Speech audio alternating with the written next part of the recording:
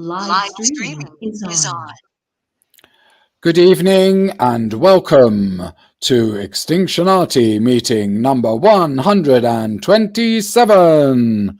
It's the 4th of December 2022 and no one knows what's going on. What's going on in the world? What's happening on Twitter, I think is the topic for discussion today, as it turns out. That or smart. No. Today we're going to talk about revelations on Twitter, are we, Torstein? I hope not. I hope not. Okay.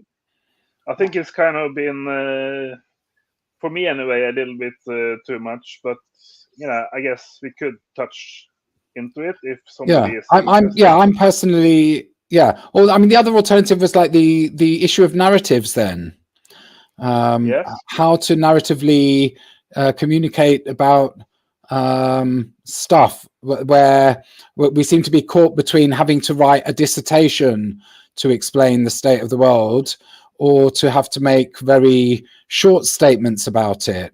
And when we offer a dissertation, people find that there's no time and it's too dense and it's too hard to follow. And when we make short statements, then we're being brutish and rude and aggressive. And we find ourselves sort of caught in that place where, if you make the short statements, then you're asked to become a university professor and give very in-depth, complex arguments and deconstruct the whole world. If you try and deconstruct the whole world, you're then told that you're being too clever, too time-consuming, too intellectual, or not addressing the public on their own terms. And so is there a topic there in, how do we maybe mythologize the message if there's any point in doing so? I've fallen, in parallel with the Twitter thing, I've sort of fallen into following Twitter a little bit. It's irritating and I don't understand it. And instead of sort of trying to socialize with, certain other groups of people I might interact with, I've ended up gravitating towards the doomers for some reason.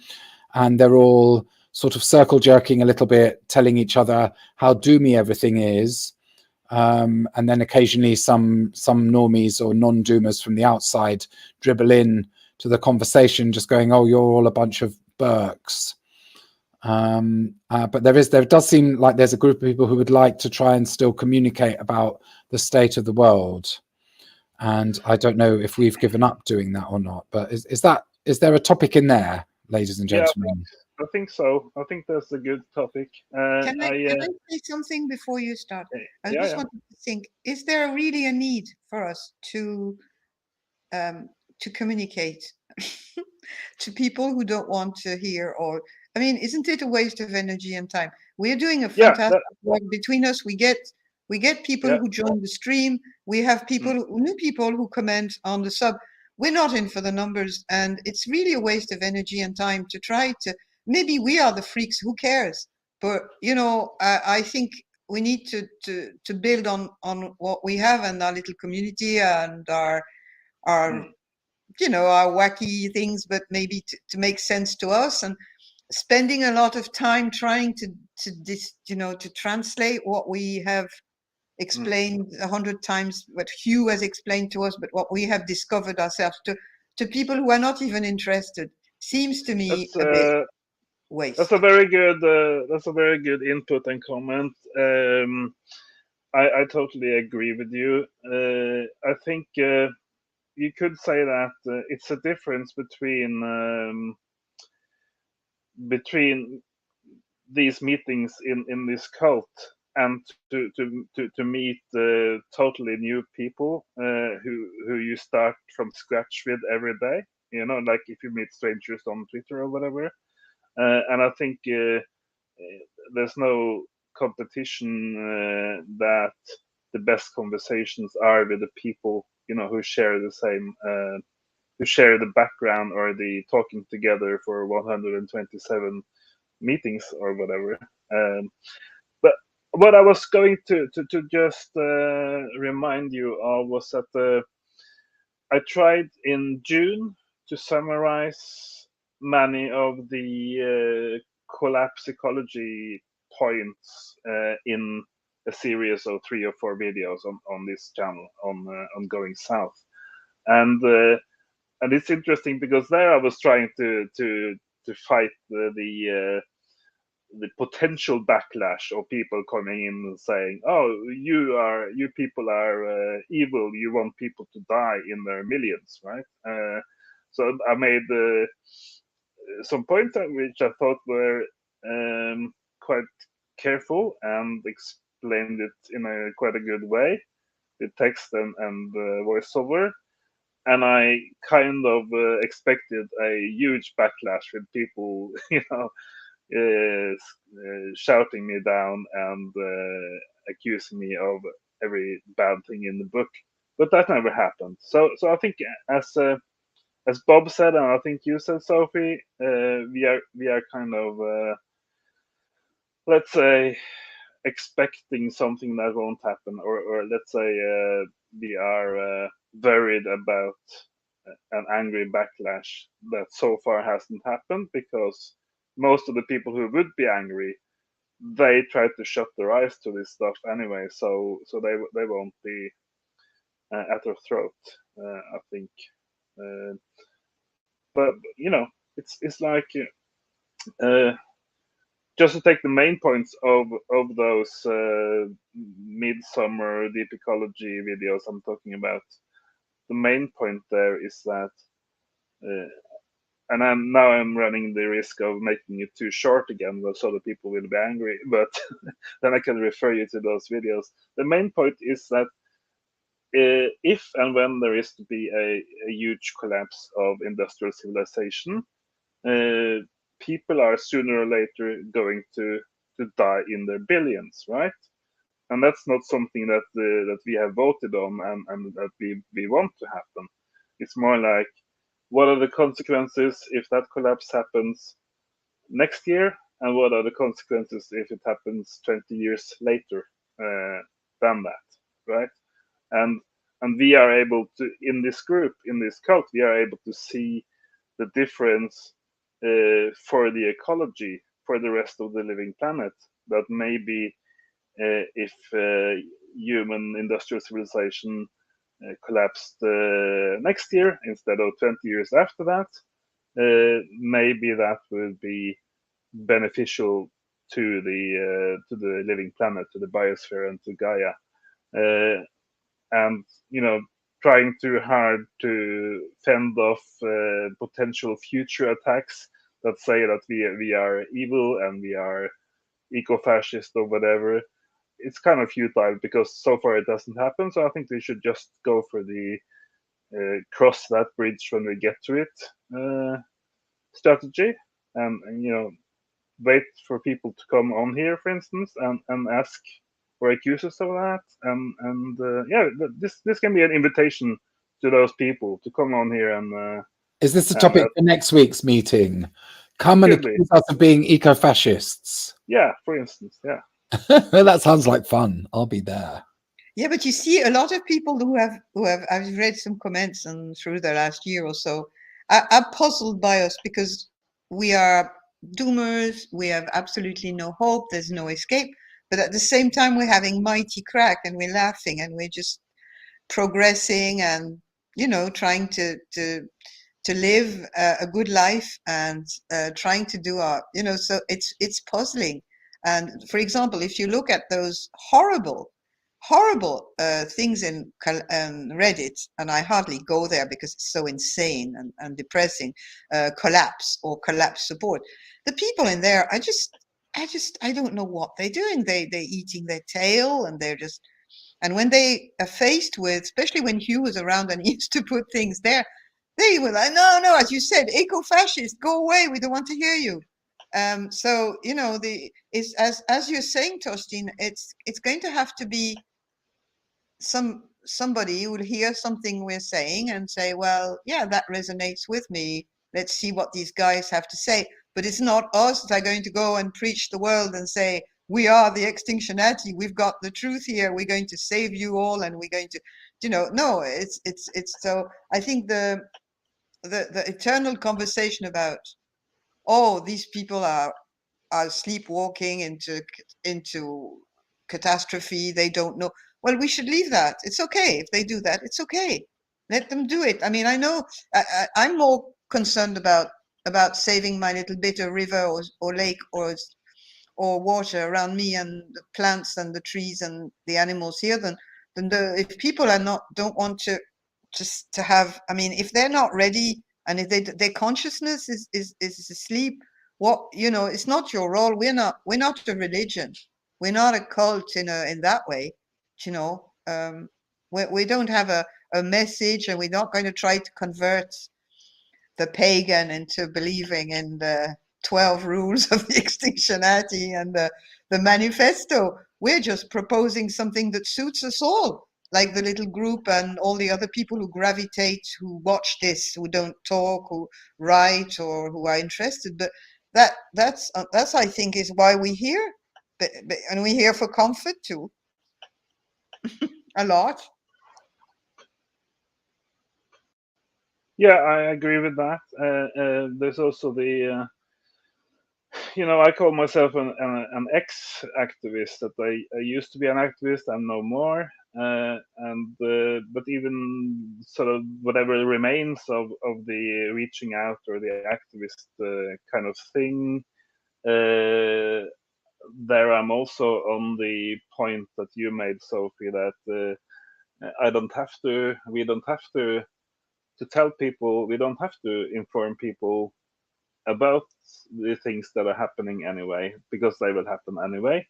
And then I'm kind of conflicted because I feel that I have a responsibility to inform other friendly people that there is going to be a grinding halt. I feel that I need to inform my family and closest friends about it, and they'll be like, no, no, no, no. You're just being negative. You're just having a bad day. Yeah. So some kind of middle road between those things, I think, to inform some people, but maybe inform people who are open to exploring it. I don't know. Yes, and activism is not something you actually um, can do in an organized group, as I mentioned last week or the week before. And it doesn't mean that if you're an ex-activist, you doesn't mean that you stop action. It doesn't mean that you stop individual actions in the silence of your own little environment where you live. And it doesn't have to be the big operations, but little things count for you, and they make you feel good. And it's part of your life. Being an activist is not just going to demonstrations and occupying places and breaking down, oil rigs.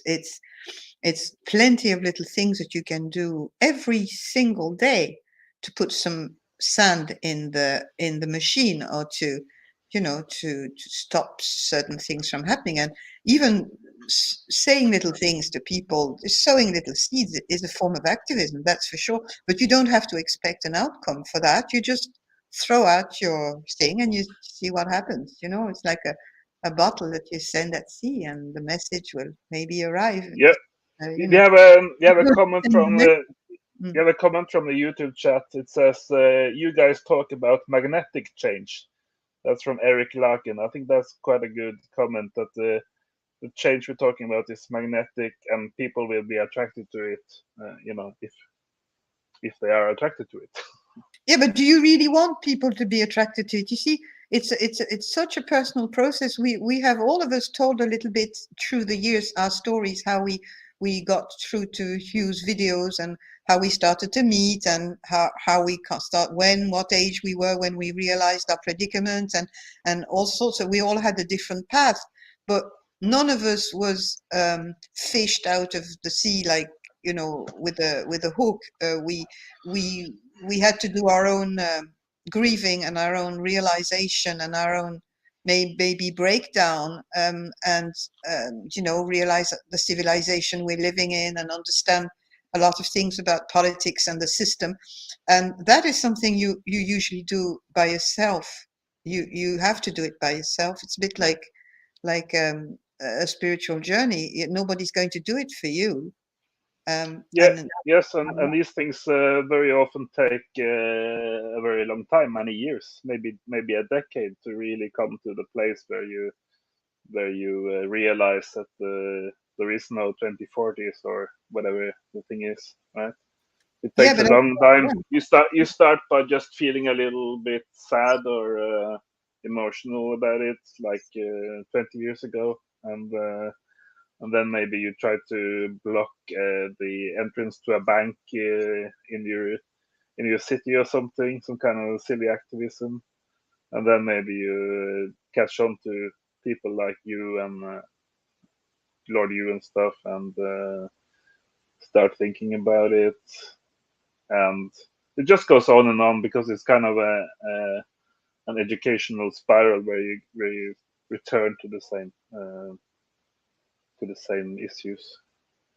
Yeah, it can be sudden, it can be gradual, but it does happen through events. Like a lot of people gravitated around the Extinctionati during the lockdowns because that's when a big loss of trust and in media and governments and stuff, which for me already existed before because of my age, but for some people who are younger, it was suddenly a big shock. And I think a lot of people also certainly needed a sort of other humans to validate what they were feeling.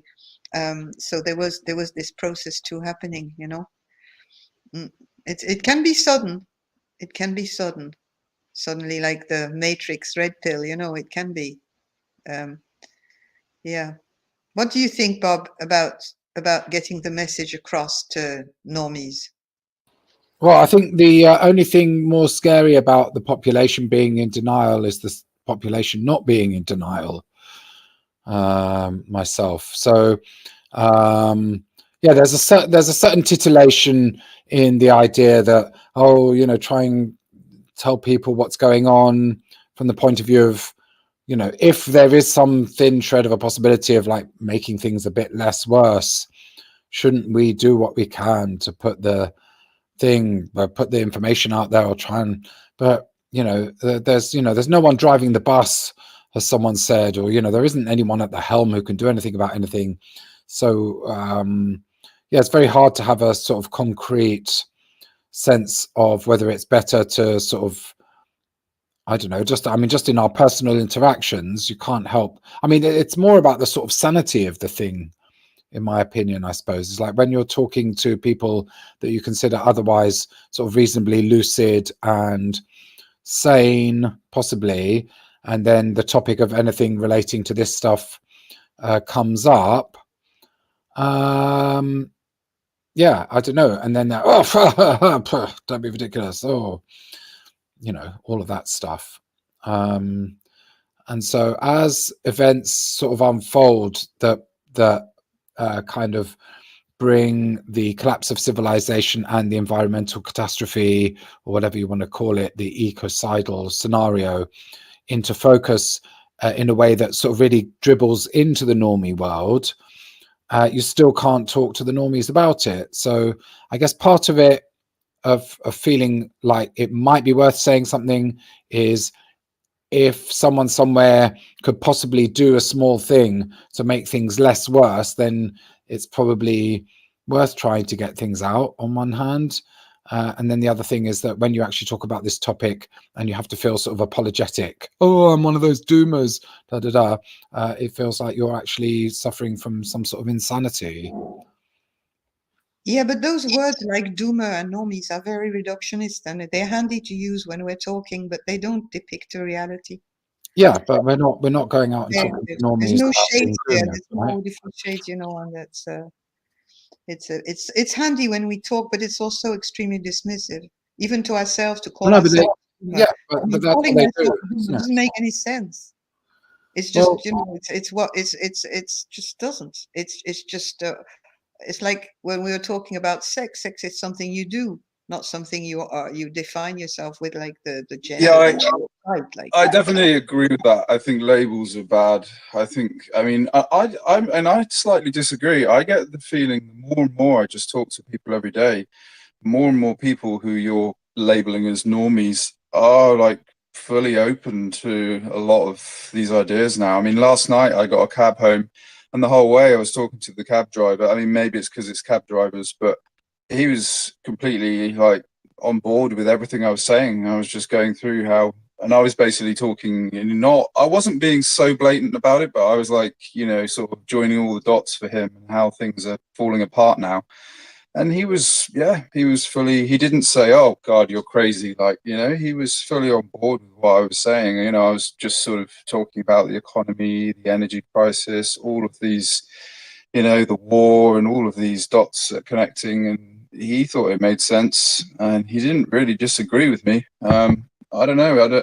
I feel like, yeah, I definitely agree. It's a waste of time battling with people online. Like, why bother? I'm completely behind the curve. I have no idea about any of this Twitter stuff. I just don't look at it. Why look at it? It's just a waste of time. It really is. Oh, definitely. It's just a sort of, it's a form of crack or whatever. It's just a sort of, I don't think they have any virtue, these things. You just sort of you have a look at I guess, yeah. I mean, I think there's been a lot of talk about it because obviously since Musk has taken, all these people who had their accounts blocked have come back, haven't they? And I think there's feeling a bit of positivity in that finally, although I think he did ban Kanye West in the again, I don't know what he said. It's very unfair because all he wanted to point out was that well, there's an upside to Hitler as well, which I think you should be allowed to say at least. Why not? Yeah, I mean, I think it's like for people who are in political persuasions and groups, you can see why it's so important to them, because anyone like in power and things, they have accounts, don't they? Apart from maybe, I don't think Blair does. Apparently, Tony Blair claims he doesn't even have any social media or anything, which is probably a good example. But whether or not that's true, yeah, that's what he says. I don't have to have a look, but he's a human though, Tony Blair, isn't he? So he can't really have a presence. He's more sort of an entity that's summoned, I think, like, a dark entity. Oh yes, yeah, definitely the Dark Lord. Yeah.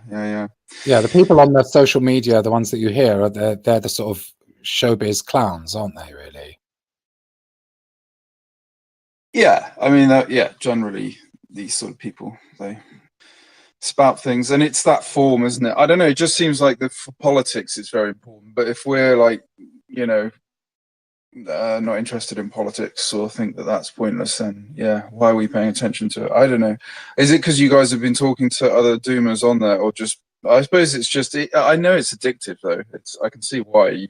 Yes, especially if you've got time in the dark winter months, it's very easy to get lured into these things. It's just that stream of stuff. You sort of start looking at it. I made the mistake of looking at TikTok and ended up losing sort of hours of the day because there's just this compulsive, and I suppose maybe some people are more prone to this sort of addictive nature. Like there's those people who can like have a bit of skag or whatever now and again, and not end up lying in a corner with a needle in their arm, but they can just take a whatever snort of something and then let it be. So I think some people will be addicted to certain things, maybe. So maybe one person would look at TikTok and think, oh, whatever. But there is a sort of, I mean, I think the people who invented these things had some conscious ideas about how they could suck you in. So yeah, I guess I'm a bit, I must have the vulnerability, for instance, to that sort of dopamine hit of the constant stream of shit. Yeah, so yeah, but there's nothing good about that stuff. So yeah.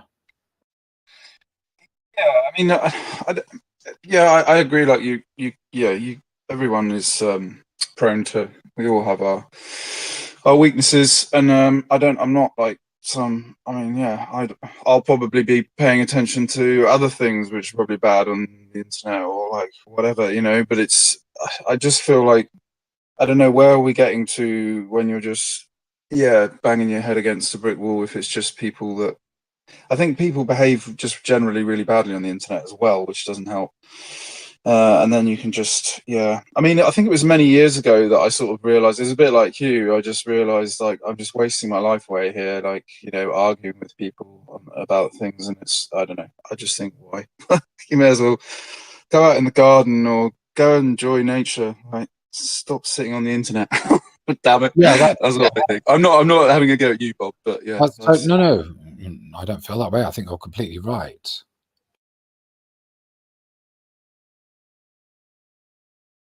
I think the original sort of internet thingy was, I remember pre-internet, there was literally no one you could have a conversation with if you had a slightly different view of things. You were completely and utterly isolated. And so I guess the original thing that I remember, which was, I mean, the very early days of blogs before they were called blogs, and, you know, whatever, bulletin boards as they were, where you could then go and have some sort of interaction with information. And even if it wasn't like a two-way interaction like we're doing now, but, you know, you could read articles by people. I mean, I occasionally have a recollection, but it's just like, you know, very free people. There were people just writing their shit, which now, you know, every Tom, Dick and Harry is doing this.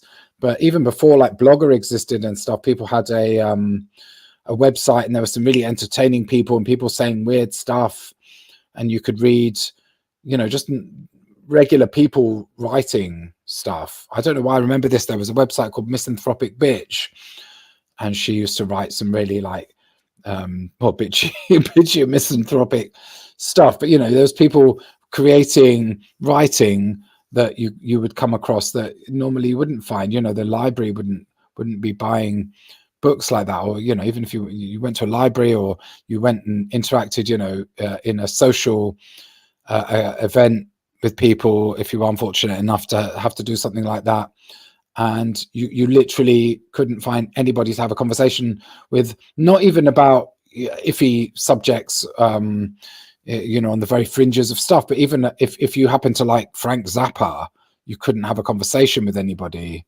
Or, you know, whatever it was, if you like art movies, you couldn't have a conversation with anybody, or you had to join a group of art movie people, and then they were all sort of poncy middle class, you know, annoying whatever. And so the internet did originally open up that opportunity to have conversations about things that, for, I don't know, whatever my interests might have been. Definitely. You just couldn't have. Yeah, and now it's become nuts, and it's aggressive. Yes, for sure. Nuts is the word. Yeah. But, you know, I mean, I'm getting on with age now. A few years I'll be 70, and I remember that even in the libraries there was forbidden books, and even in my teens there was, you couldn't, even if you had, you know, the people around you, and you had that feeling that you couldn't communicate. And sometimes I wonder if it doesn't go back to just our our particular profile, or psychological profile, that we are all here a bit because we tend to be not understood, and you know, we've got this little cultish kind of little streak, and I'm often thinking that, you know, we shouldn't be too much the ones in the know and the other ones don't know, because it's tempting to be like that if you have been a bit traumatized and you have been a little bit different. And usually anarchists are a little bit put on the side by society and by family and school and everything afterwards, and even work. So, you know, there is that too to it. So there'll always be this feeling of nobody understands me, you know. But that is stimulating. It's nice to be there. I think I like it. I really rejoice in it, personally, and I don't really want to be understood. I'm not looking for that. It's my own path, but it's great to be here, though. Yeah, that's the thing. It's like, you don't. Yeah, if you felt like you were sort of understood and fitting in, then you think there was something horribly wrong, and it would feel weird, wouldn't it? Yes, you're right. Yeah, but then it's still nice to come and like hang out with like some other people who are equally weird. But I mean, you know, if this was like a real group of people and we were all sitting in somebody's living room, you know, whatever, drinking red wine and eating a steak and kidney pie and blah blah blah, it might be fucking horrible. You know, maybe the distance and I the don't know, because the abstraction. internet, I know, but the internet is, I wouldn't agree completely with you, as kind of uniformed, a bit uniformized. I don't know if that word exists. People much more than they used to be. You know, you could find sometimes very interesting conversations and people in the quietest of little pubs high up in the mountains, and you could now the internet is kind of boringly the same everywhere. You just feel you're in a kind of, ooh, it's just huge. Yeah, I've heard of many, there's, as you're saying, lots of people who are like-minded who have met in groups like this on the internet. And then I listen to that YouTube channel quite regularly, Academic Agent, and they're all kind of like people on the dissident right, but they've actually all gone and met in real life now, and I think they've really got a lot out of it. They really say it's been brilliant, like to actually physically meet the people that they've been chatting with and, you know, building relationships with. And they have these, they've had like an event, I think it's been a few years, they've had them in various places in the UK, but I think people have come over from America and stuff, and yeah, it's quite kind of nice to hear that yeah, people have met online and then they've actually physically met. I think it's quite nice. I don't know. I don't think there's anything bad about if we were all sat in a room having wine and steak and kidney pie. Sounds good to me. But I'm not saying there's necessarily anything bad about it, but it's always a possibility, I suppose. Well, for some people, it's a possibility. For the people who are not living in a vicinity and not too far, but we had people who were in Australia and people who were in across the Atlantic, and that doesn't seem like a very easy thing to. And there's that guy from Greenland there. That but yeah, why not? You never know. I met you, and I met Bob, and I met MD. So, and it was just exactly the same of interaction that we had online, plus the physicality, which was great. So I can bear witness to that. You're absolutely right, Tom. It is a good thing. It is a good thing. Yeah, definitely.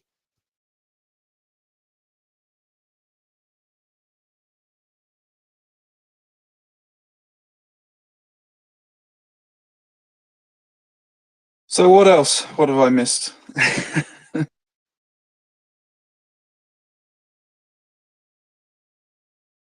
The meetings recently have no topic. We ramble, and usually the meeting starts to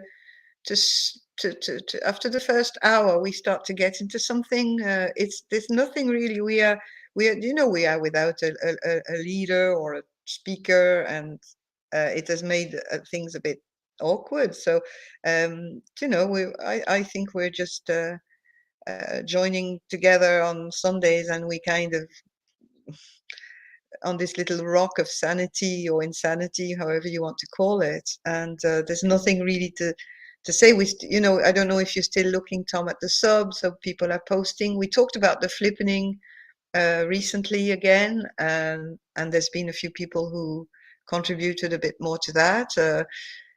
At the moment, the Australian crew is off because they've got their personal lives. Mike has been also having family things to look after, but he's still listening, and he's still around, and he will join again when his life is a little bit more settled.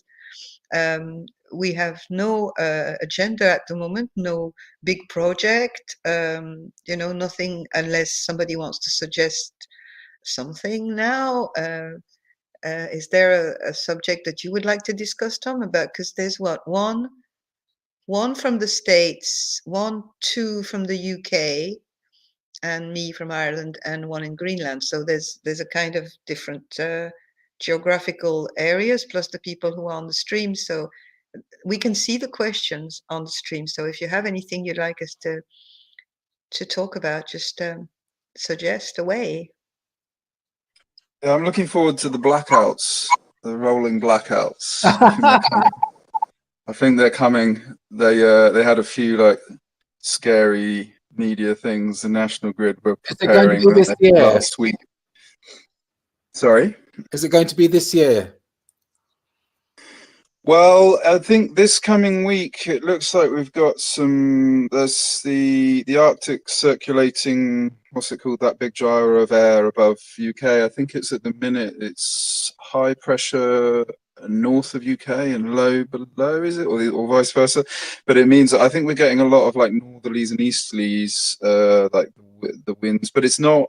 I don't think it's super cold yet. But I think we are getting much cooler air. So this was why I believe it was last week they almost activated that thing where they've incentivized people who can, I guess people who've got like solar and wind to feed back into the grid, or to basically not no, they've paid people to basically say that they'll not use certain electrical devices at key times, and they were about to set that running because they were worried, because I think it was I don't know, the forecast looked much cooler, and then I think there was the World Cup, wasn't there? There was like the England game, and so they were going to do it, and then they changed. Oh, that was it. And also the French nuclear power stations, there was worry in the market if they'd be able to buy the power needed, because we've been importing French electricity. But of course, as I say, a lot of the French nuclear plants are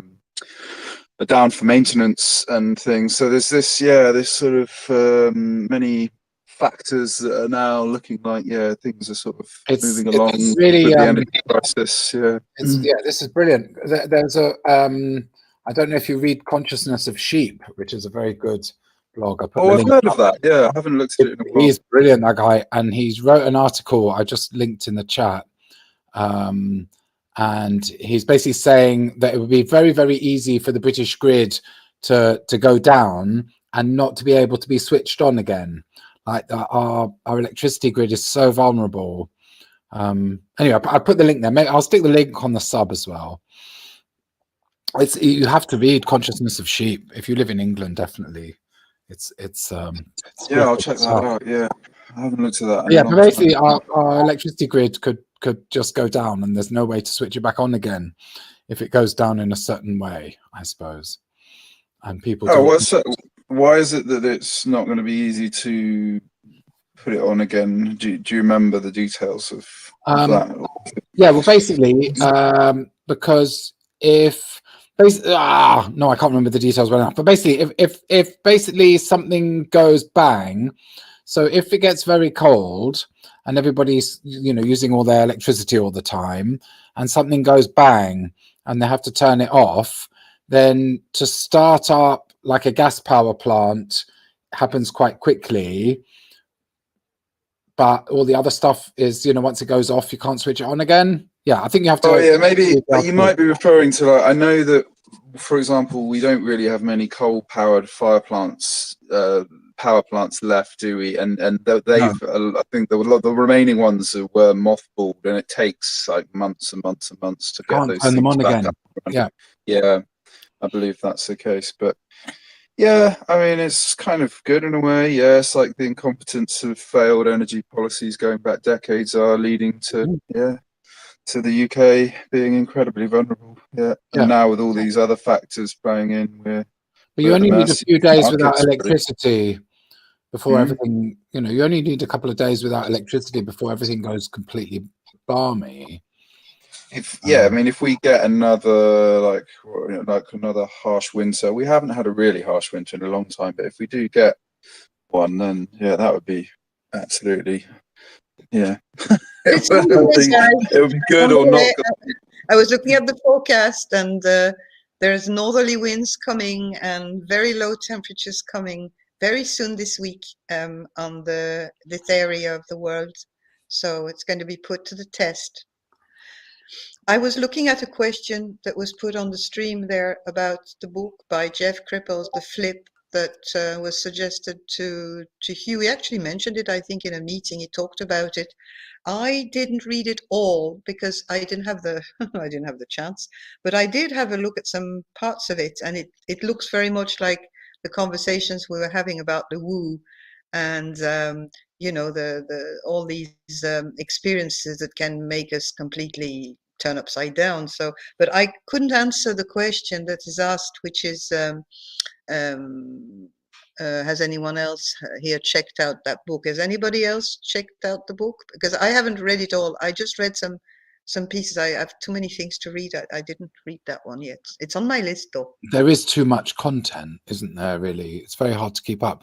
Kripal is, did he not work with, I can't remember the guy's name, the alien abduction bloke? That's what. No idea. Comes to mind. It's him who wrote Callie's Child. He wrote Callie's Child. That was a really good book. Do you remember that? I don't know it. No. Callie's Child. Actually, it was referred to quite a bit in our conversations last year. It was it's him, I think. I don't want to get mixed up. Yes, it's him. Yeah, Jeffrey Kripal. Yeah. It was on Ramakrishna and the mystics of his teachings, and yeah, he's interested in the same things that Hugh was interested in. So it would be it is a link, all right. But did anybody else look at the flip in the group?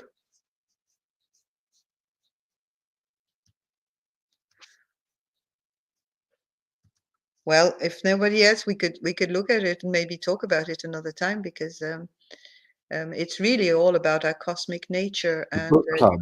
it really goes back to a lot of things we have discussed when we had our leader around us to initiate us into the beauty of the woo. Yeah. Oh, yes. So he's into UFOs, is he? Or he wrote a book with the man, and the man that he wrote a book with is the guy who was depicted by Christopher Walken in a movie about being abducted by aliens and having a thing stuck up your bum. And I read a lot about that. And that's Cartman in South Park. Huh? No. I'm just messing. I'm saying that's Eric Cartman in South Park. Sorry. No, yeah, it is. It's based on that, isn't it? Yeah, I'm trying to. Oh, Communion. Here we go. I'm looking it up now. So, Communion with Christopher Walken is based on the story written by Whitley Strieber. There's the bloke. So, Whitley Strieber was abducted by aliens over many years, and now he has a podcast. And there was a book, there was a movie. Well, he wrote a book, and then there was a movie with Christopher Walken, which obviously is brilliant because it's got Christopher Walken in it being abducted by aliens, and you know, how could that not be entertaining?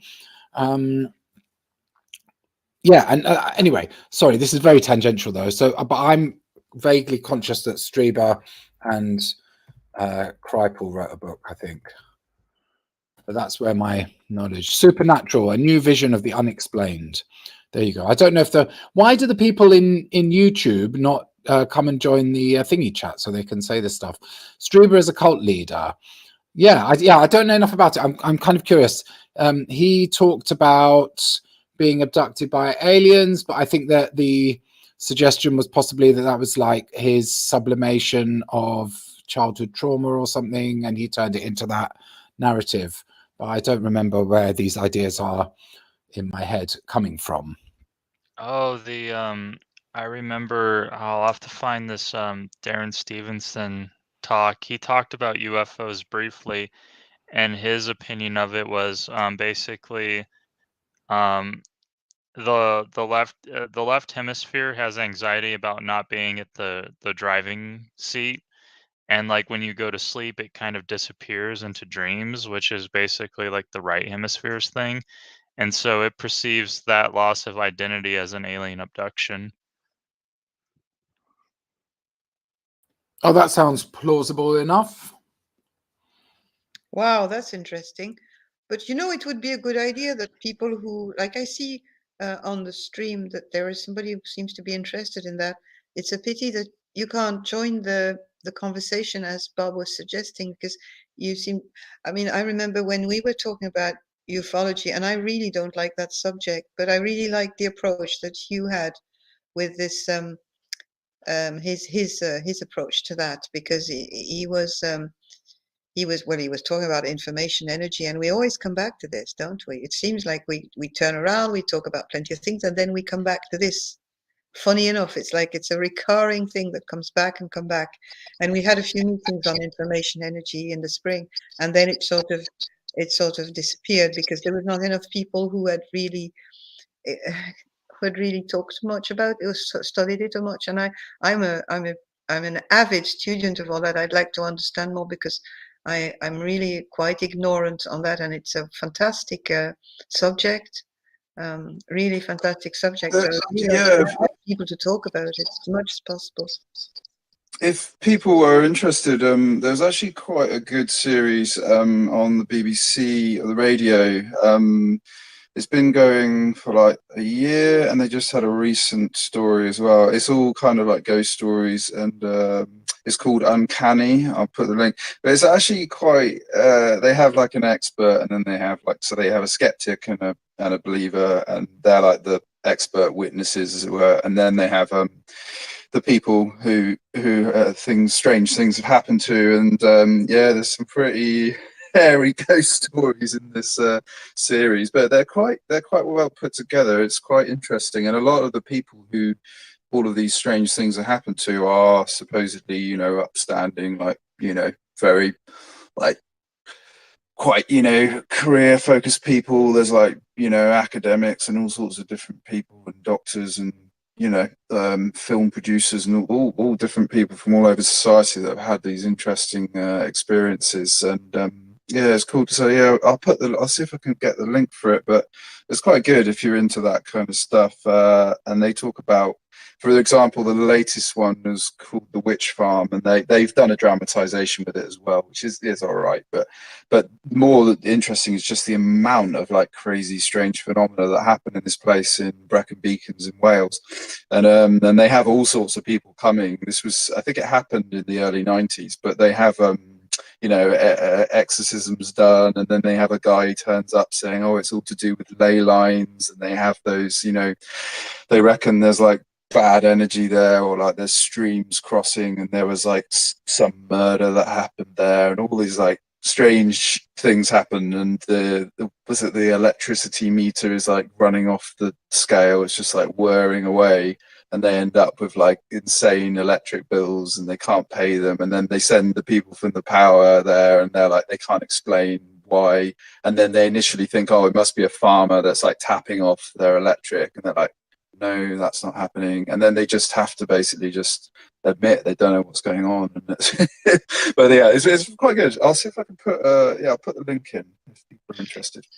Well, that makes me think of what DB said. It looks like attempts from the right brain to manifest itself under the control of the alien cortex, or the left, well, that part of the left brain who wants to say why and what and explain and rationalize. And these attempts might be translated in our language or in our alien cortex world with all sorts of names like witch, UFO, magic, blah blah blah. But all these things are probably perfectly natural. It's just that it reflects what you said, DB, very much. I mean, wasn't it Hugh's contention that UFO, at least in part, were a phenomenon related to something manifested by the psyches of various people?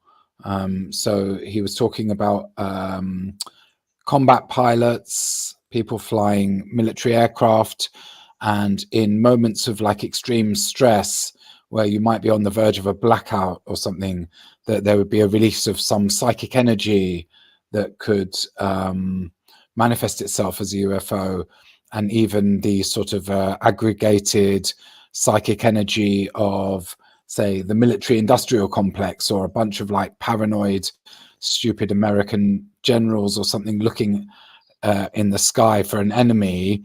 They have this ability to manifest that enemy really in the face of their I don't know, just the sort of accumulated psychic energy. Wasn't that what Hugh was getting at and saying? So we've kind of mentally created these entities, and that they might have some material manifestation or not. I think that was the idea. And information energy was something to do with that potential to manifest something in the material world as a result of our psychic energy.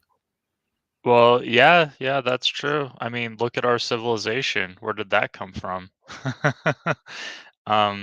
Yeah, that started with information in our psyche, and then we got together and used our hands to build it. Yeah, absolutely. It's the same thing with a piece of art. Yeah, that literally starts, in my psyche if I'm doing an individual picture, and that came from the collective peregrination of events in my life leading up to the moment I start drawing it. It's literally like my eyes are projecting it onto the canvas and then I'm tracing.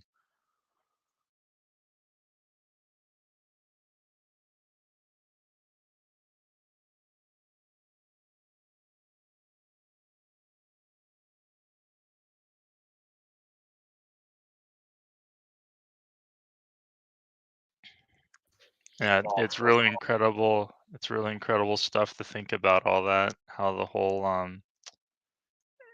collective consciousness works. And it's always a very subjective experience, because when people talk about these phenomena of extraterrestrial whatever presence, or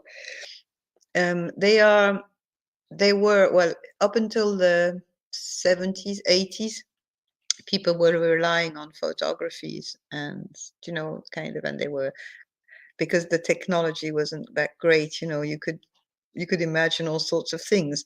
But now, when there is, I mean, a fantastic array of photographies with mobiles, with drones, with even the Hobbes telescope, there's absolutely no new alien cortex documents, if I may say, that can show these things. They have totally run out of imagery, but it remains in the in the in the in the general conversation, and that people are still, I mean, some people spend their life with that.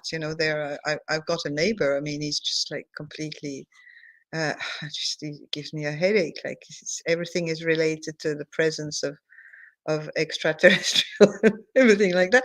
But there is a big contrast for when those things were evoked in the 60s and 70s, and and suddenly in the last 20 years, it's gone into a complete different realm. It's I don't know if you know if you follow what I'm saying.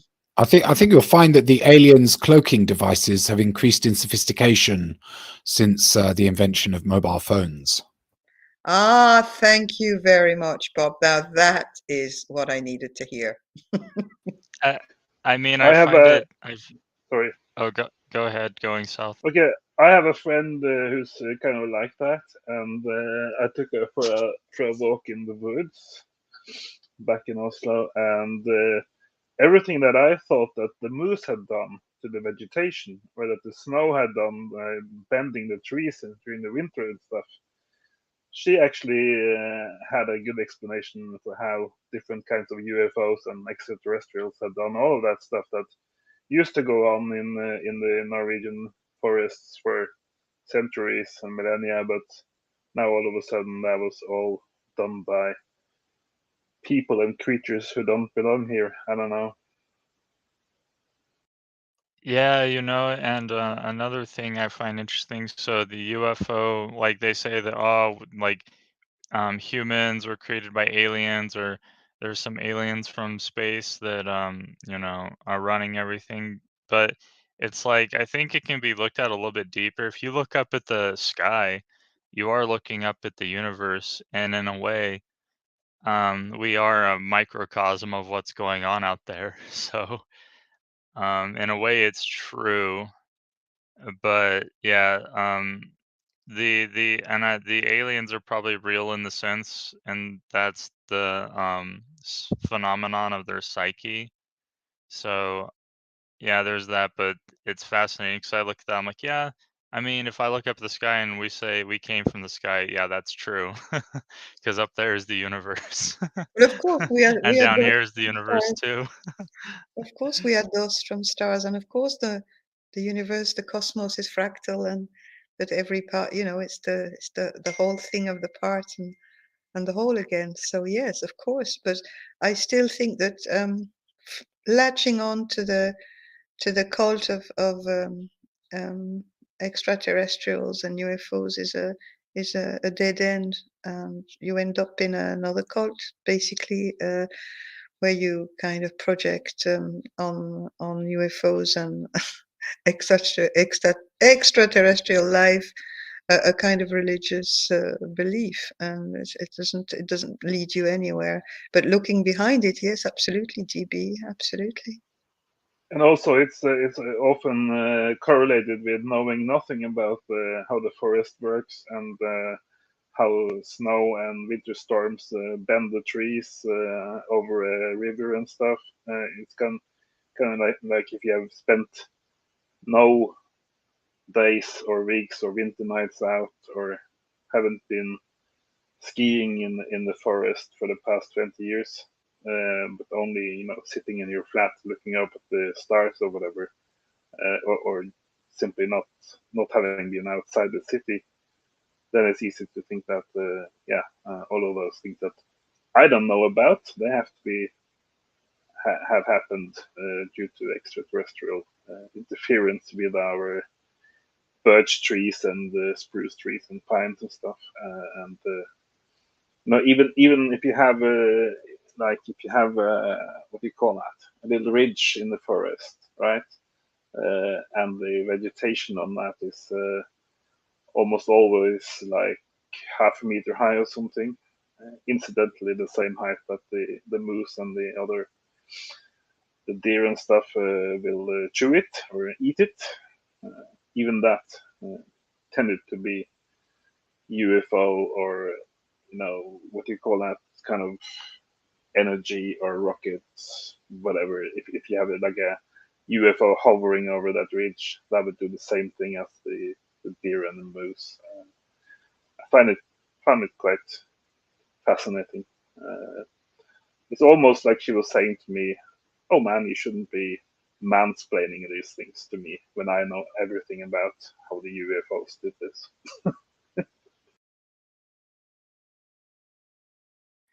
Yeah, that's kind of the dangerous bit when they start like constructing a narrative around it. I mean, I can't even explain the experiences I've had with words, but um I feel like if I were to pick up a pen and start writing a concrete narrative, that I'd be assassinating everything, murdering it. Um And the only time I write poetry is when I hear like a bardic voice begin to sing, and then I start writing words. But outside of that, like sitting there writing a concrete narrative with words and explanations and stuff, that just feels like murder. So I literally can't do that. It's difficult.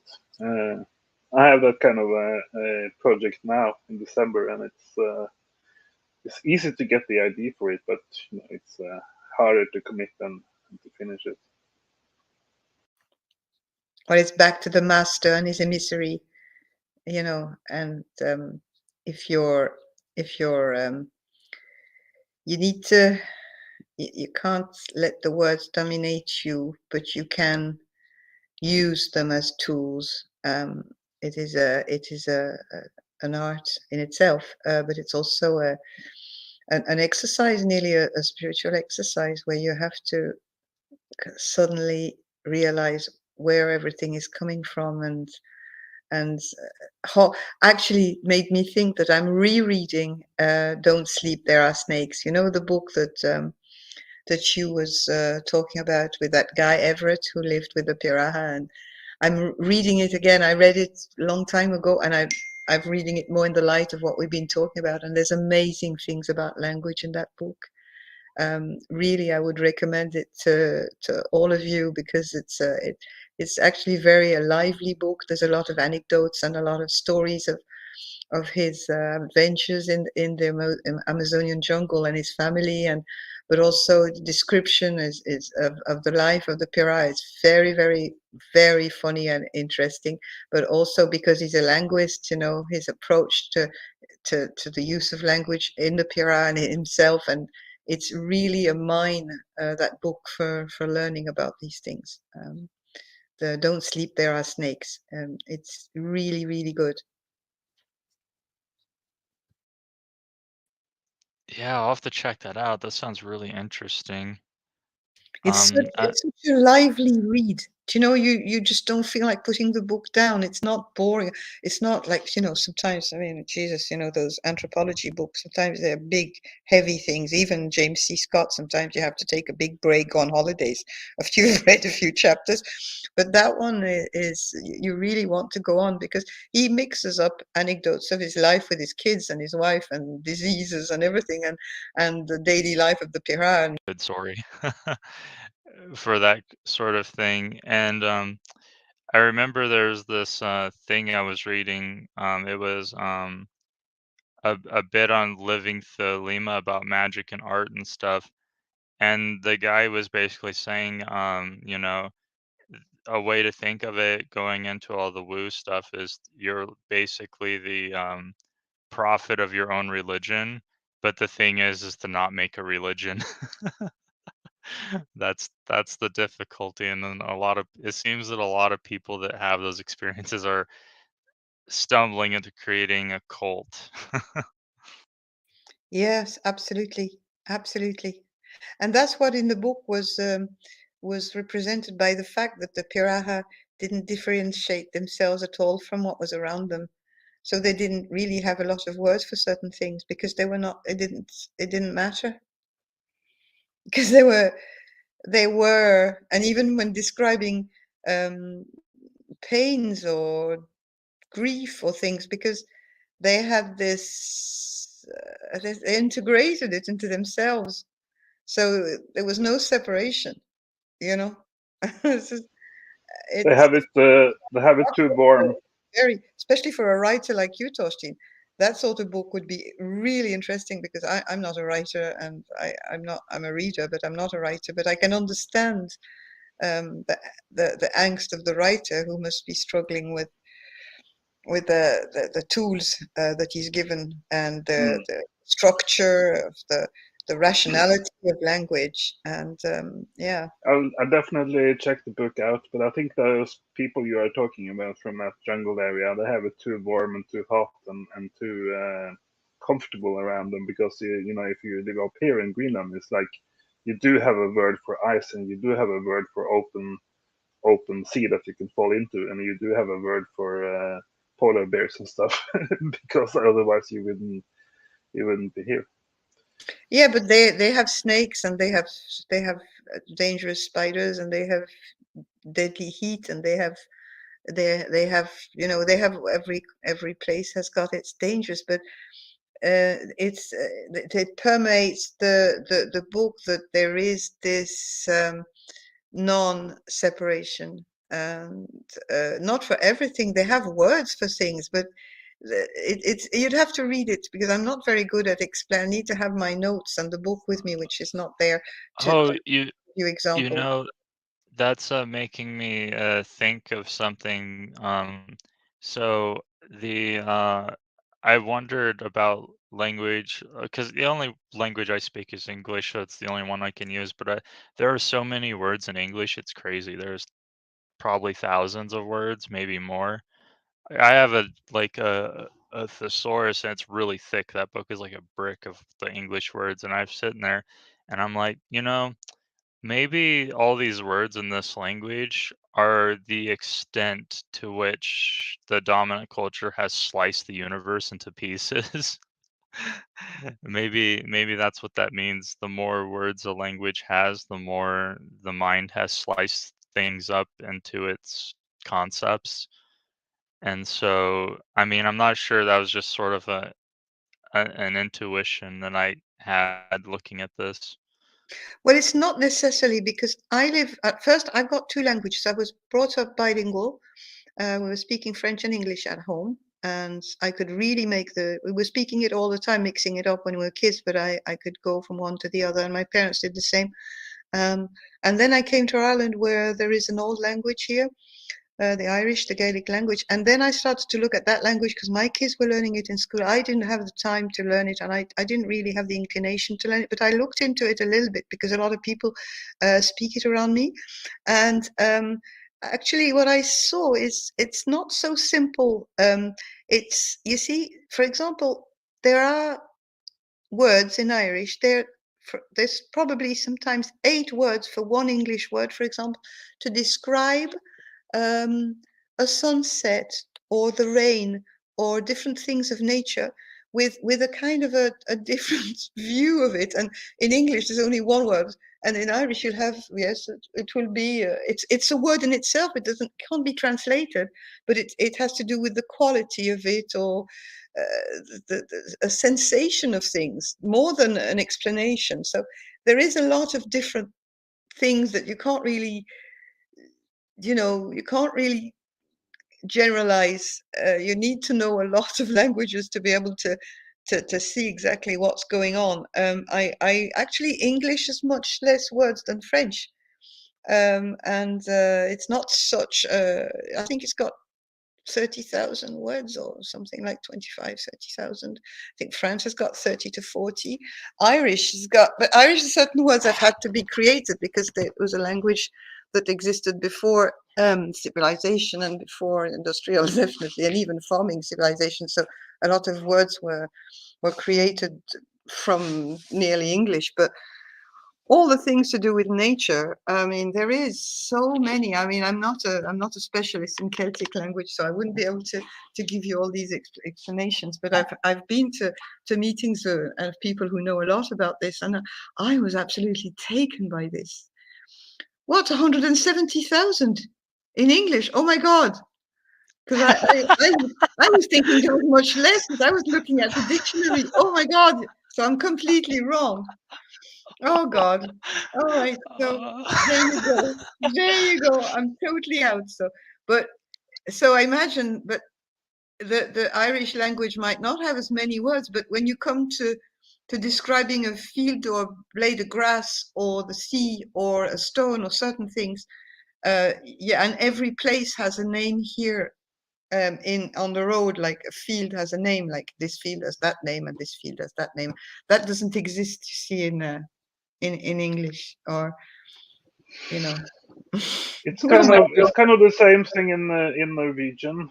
Difference between Norwegian and English, because for every kind of poetic or natural word that you have in Norwegian that a poet would use, or a writer, you can always say the same things in English, but you'd have to use 6 different words. Like the little thing that hides behind the tall tree, for instance, in English, would be maybe 1 or 2 words in Norwegian.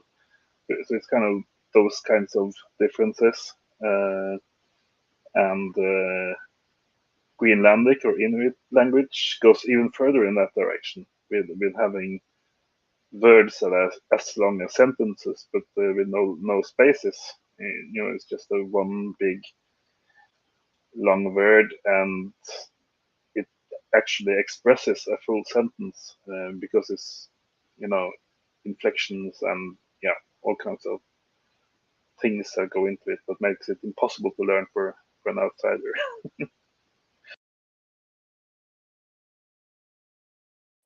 Yeah, 170,000 words in English. Holy crap. Yeah, in other words, abandon English, run for your lives. That's completely the opposite of what I thought. Thank you very much for enlightening me, because I was completely beside the point there. I'm just being facetious. I don't care if people speak English.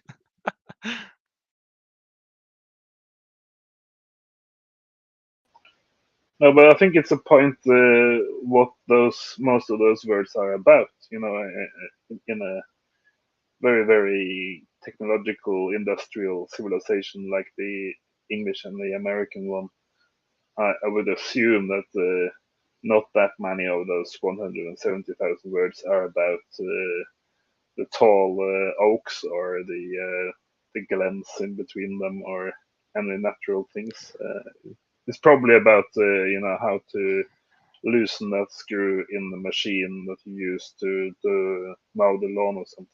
That kind of words. Yeah, I think you're right there. I think a lot of the words in English are used for precision to really describe where, when, how, why. In other words, it's the perfect language for, dissecting things. Yeah. I mean, if you read like science stuff, you can see how really technical and precise and all that sort of stuff is. And I'm pretty sure, pure HA language could not do that.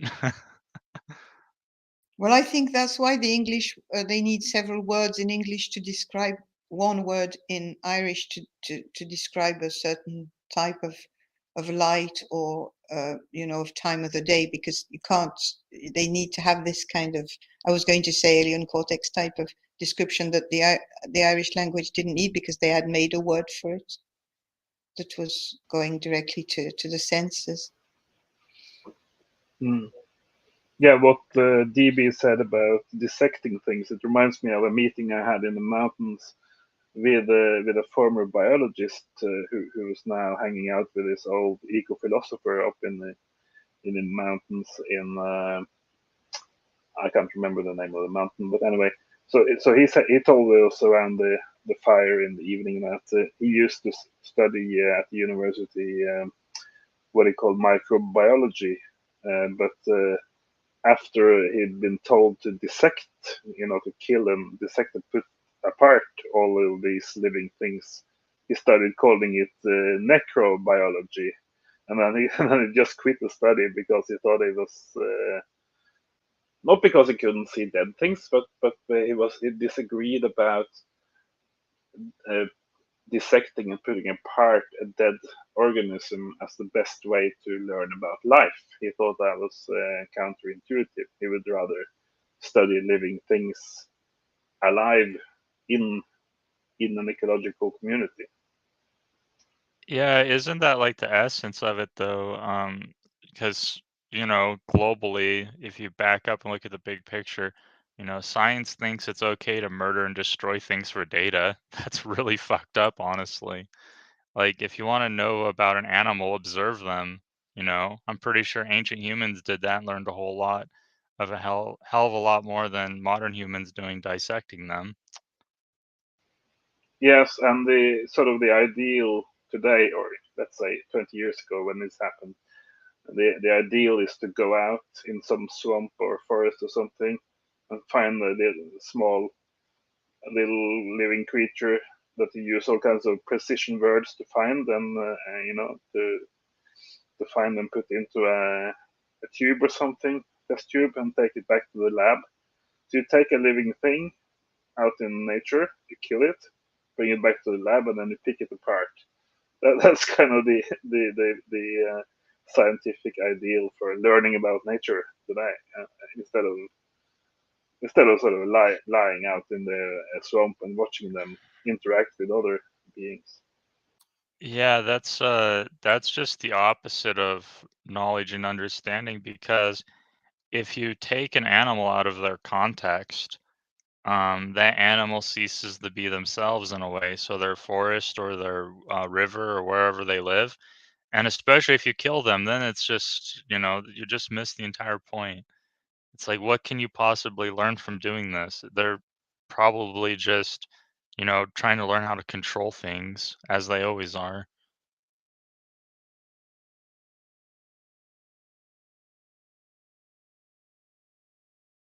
I remember a comment on one of the posts in on the sub about a couple of weeks ago, or last week maybe, because I can't, to be honest, I'd have to go looking for it, and I don't want to there. But somebody said, when I was a child, somebody started to give me the names of birds, and then after that I never looked at birds the same way. Do you know, it's the same thing. You know, we tend to have we tend to classify, and everything in nature is got. Who wants to? You know, okay. It's useful if you want to, for certain reasons. Again, it's a tool, but you don't start with a kid and telling, well, this is this type of bird from this family, and this is part of this species that go. You know, this is completely the opposite of the experience of watching and feeling the birds in front of you. And so many so-called teachers give children the first experience of the natural world that way. That wrong naturalist way. The naturalist has been denaturalized since the 19th century. Before that, a naturalist was not somebody who used to classify. Well, some did, but most of them didn't. You know.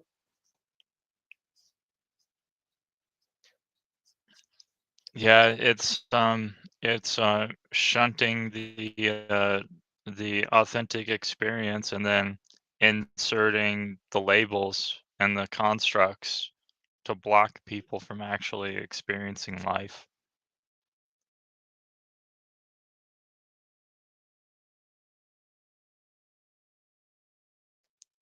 Oh yeah, speaking of language, I did make a post, or I did do another. That Darren Stevenson's videos are so good. So I posted one he did on language, and he covered a lot of what we talked about here. Especially, I'm not sure. Obviously, I can't speak universally for all languages. I can only talk about English, but I feel like the ability for words to mean their opposites in English and to um, become constructs to fool us to thinking they're reality is probably worse than a lot of other languages. So in a way, English is probably the perfect language for an Orwellian nightmare. Oh yeah, now I remember, and I found it. I had posted also something on my, well, it was a R.D. Laing book, a chapter of one of his books that I had posted last week, and the comment reads this way: to a young child that's curious and fascinated by birds, once an adult explains to the child what a bird is, it never sees another bird for the rest of its life. That sounds familiar. Is that from Politics of Experience?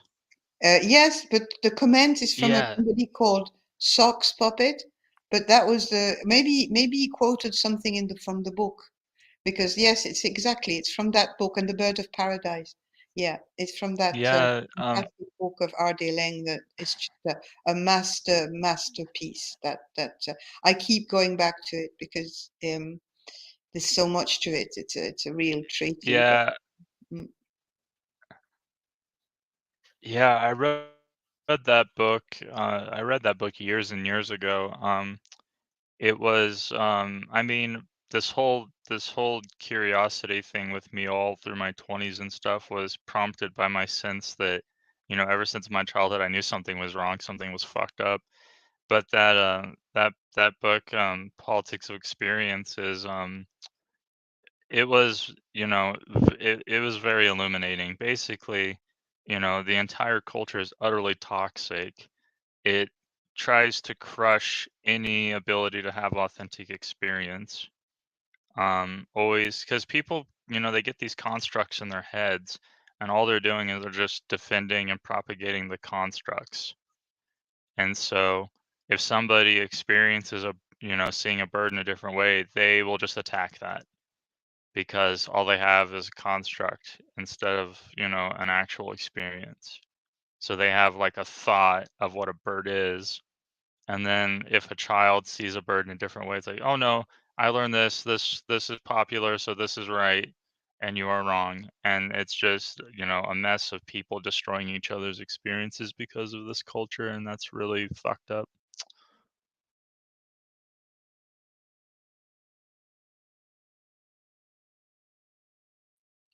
It almost makes me wonder if that's part of the whole transhumanist, disease of just, destroying any kind of corporeal experience to make it this sort of dead, alienated, floating through life. Precisely. Yes. It, Yes. it kind of Absolutely. reminds me, in a non-direct way, it reminds me of another friend of mine.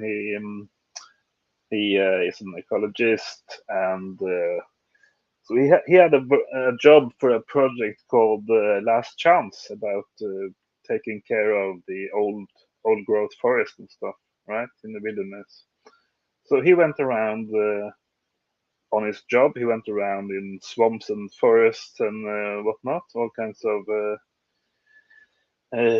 difficultly hardly available part of the wilderness, and he would pick at the logs and stuff and rotten trees with his penknife and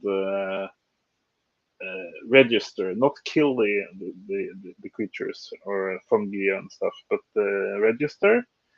You pick away some bark and then you can detect whatever is there. So he was, a very skilled person. Um, and then he would make a note of them to see that, okay, this biotope has these and these and these signal species that tell you that it's it's a good or bad place for diversity, for species diversity. And then he would go down into the civilized world and go to a pub or a cafe or something, and he would actually be arrested or fined for having a knife on him.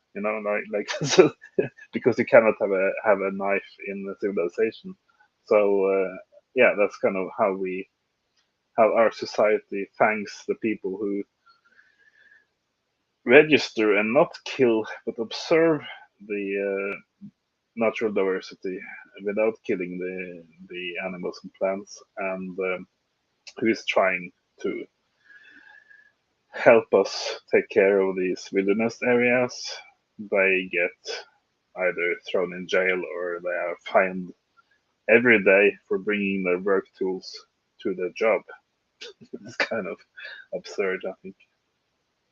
Yeah, there's a lot of like the whole thing with this is it is way more convenient to just kill something. That's way easier than just observe over time and understand. And I think that's what's fucking us up really bad is the convenience of just, oh, the short term, kill this, cut them open, put them under a microscope. That's way easier than observing and then understanding boundaries and stuff. That all takes time. Um, and the way of observing is way better because you get deeper understanding. Um, the problem is though with the instant gratification, that's a huge barrier. And the thing that's sad about it is you actually don't get any benefit for the instant gratification. You get a narrow understanding, so it's almost like a drug in a way rather than true knowledge.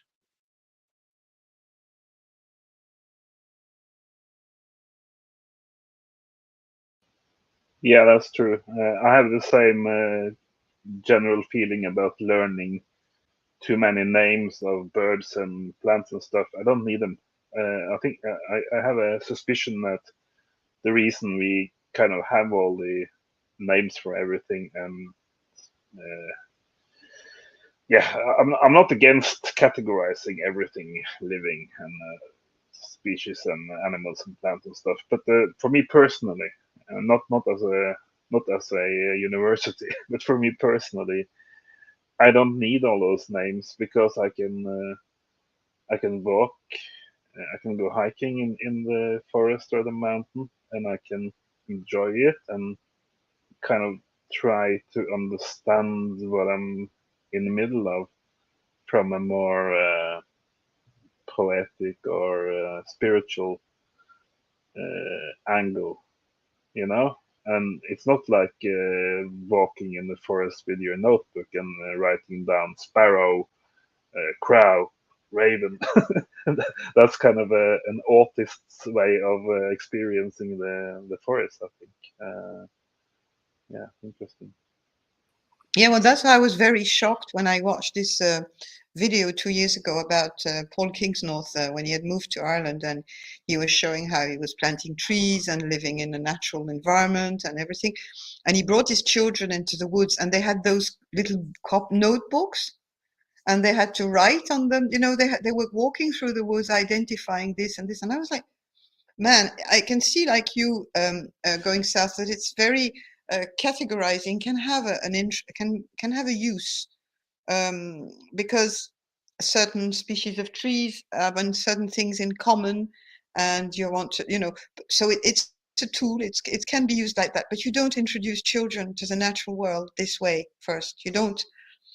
You're killing everything by doing this. It's a form of killing. It's a form of caging.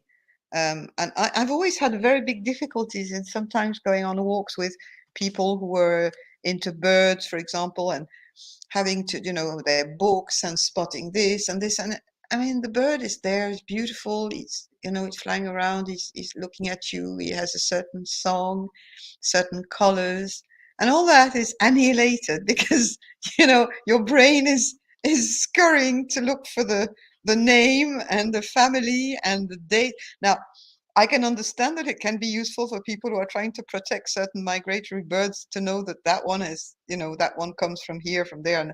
But it becomes, it's a very subtle, you can really fall into dissociating from the experience very easily by doing this. So we're back to the Pira language thing, we are the birds. We are the birds. First of all, we are the birds. After that, well, they like to fly at a certain time of year from the Arctic to Europe. They like to eat that type of food. Oh, by the way, some people have called them that, or but that's their name. But that's it's just for differentiating them. That's all. But it's that's the way it should go. But it's the total opposite. And this vision of the natural world is in schools, in university, and everywhere, and it's the disease of our civilization. Disease. Yeah, I think so. Mm. What you're describing there, Sophie, is very much like I think the nerdiest of all nerdy child hobbies, and hopefully you've only done this for a week or so, not more, because having a notebook and writing down car plate numbers is the most boring, fucking useless hobby ever. But that's kind of the thing he's doing. That bird nerd that you're talking about, yeah, right? It's like, oh yeah, so number 52,138 is back. Okay, that's like 3 weeks since the last time. Okay. But that's grooming for the plantation. That's all. It's training so that you become a good little little machine that will be well oiled to keep things going the way they are. That's all. It just doesn't allow into you anything that connects you to what you're experiencing, and to connect you to the living creature, the living environment where you are, and that surrounds you. So it's the worst thing that you could. And we've all been subjected to that. We've all been, most of us, I'd say, here, been to school. We've all had that nailed into us. I see in the comments the historical dates for school. Oh my God, I remember in France, it was just like, oh, I still remember them because they were nailed into my brain at such an early age. The big battles and the big things of the French Revolution and the big this and that. And I mean, it was like that. I've honestly forgotten most of what I learned in school. Probably mostly because I spent my 20s gagging myself and vomiting up everything they taught me. I can barely remember my school days now. But I remember them because we were tiny. It was the 60s, and it was tiny little classrooms, and there was a lot, there was a lot, not much happening. there was not the same, probably there was not an urban kind of, so I do remember, but my brain has been so hijacked by the method of indoctrination of the Republican French teaching system that I can still sometimes come out with a date of something I've learned when I was 8 or 9 because it has been imprinted, you know. It's crazy. Yeah, another thing, I think I posted that video a while back, but it was the one where Darren Stevenson guy was talking about schooling, and he talked about the how the entire enculturation process is basically a giant series of amputations of our abilities to basically just turn us into wage slaves.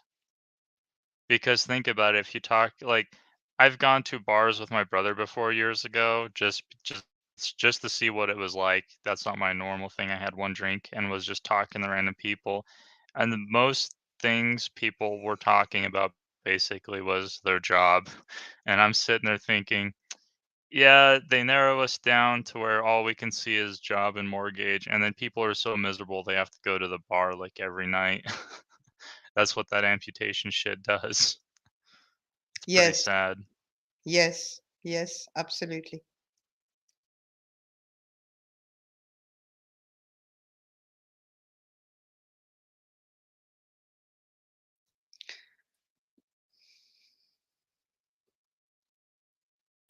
Yeah, I get asked by my brother. He's like, "Why don't you go to the bar with me no more?" I'm like, "Dude, that place is basically a giant pool of suffering. I can just feel the people suffering in there. I can't be around that shit." Hmm. I know. Hmm.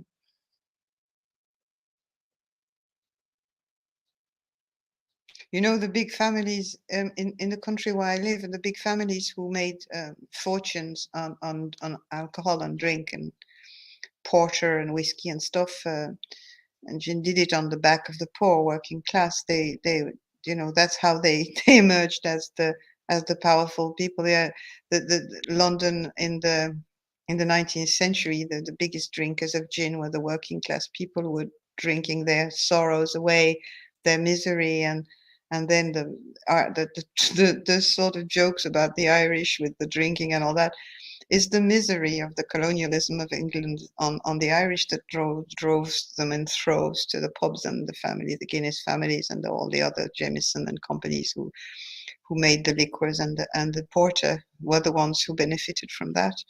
And the misery is still it's still felt to this day because it has permeated a way of living, to escape from whatever this society is giving us these places of misery, which can be sometimes funny places where there can be music and they can be nice socializing, and they can be also cattle and farming exchanges done because it's a whole thing, the pub. But there's also this feeling I get also of this enormous misery of, especially in the cities, maybe not so much in the countryside, but in the cities, yes, it's so sad.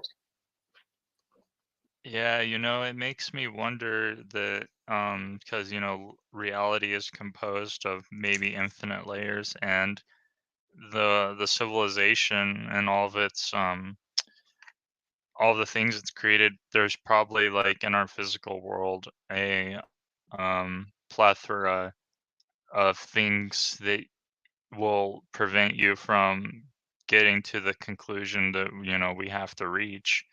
And it's just like with the psychic stuff, all the illusions that prevent people from realizing what the fuck is really going on with all the things I'm seeing and stuff.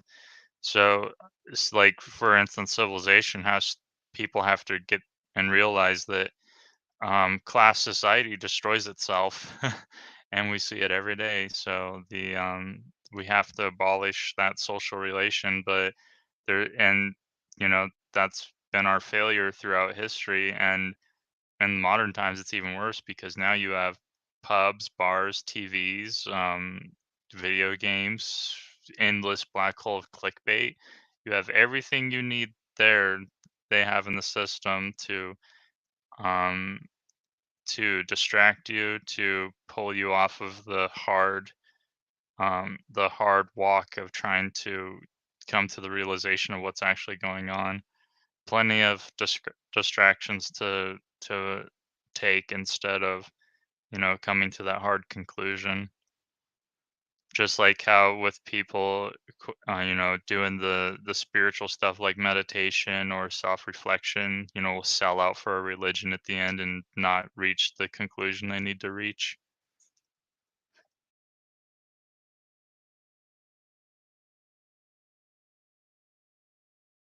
Yeah, or else they end up in religion, which is another dead end.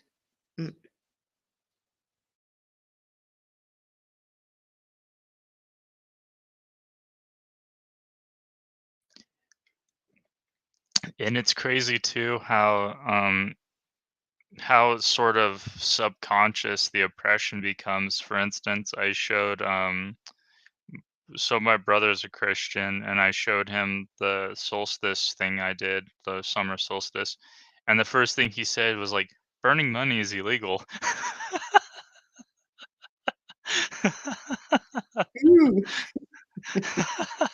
And it's like, okay, where did that come from? There's probably some programming down there that someone who supposedly believes in freedom, you know, hasn't realized. Oh, Fucking please show him the movie of the people burning £1 million. Please. Oh yeah, please show him that movie. Yeah, we should. I should. It's funny because it's like money is the fucking essence of slavery. It basically, what it's done is it is a quote unquote value that has stood in for all of our natural life values that we need to survive. And no wonder we're nihilism, because money is the opposite of value masquerading as value. And um it is the chief value in this civilization. And it's like, is there any wonder fucking nihilism is pervading the culture? It's because there's no other value but that. And that thing is the lack of human value itself masquerading as fucking value.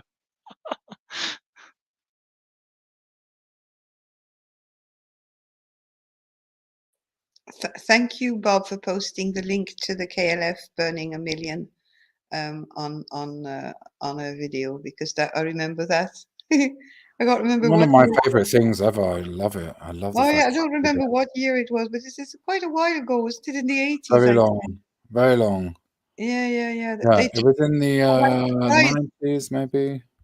Maybe, yeah, but they took people totally by surprise, because it was not even a promoting thing for anything. They just did it, and it was an act of spontaneous, just fed up. No, it was very, very thought about. You know, if you listen to Bill Drummond talking about it, he's sort of tormented by it in some ways. And yeah, I've read books about it, and they're very, very interesting people. Bill Drummond's interesting.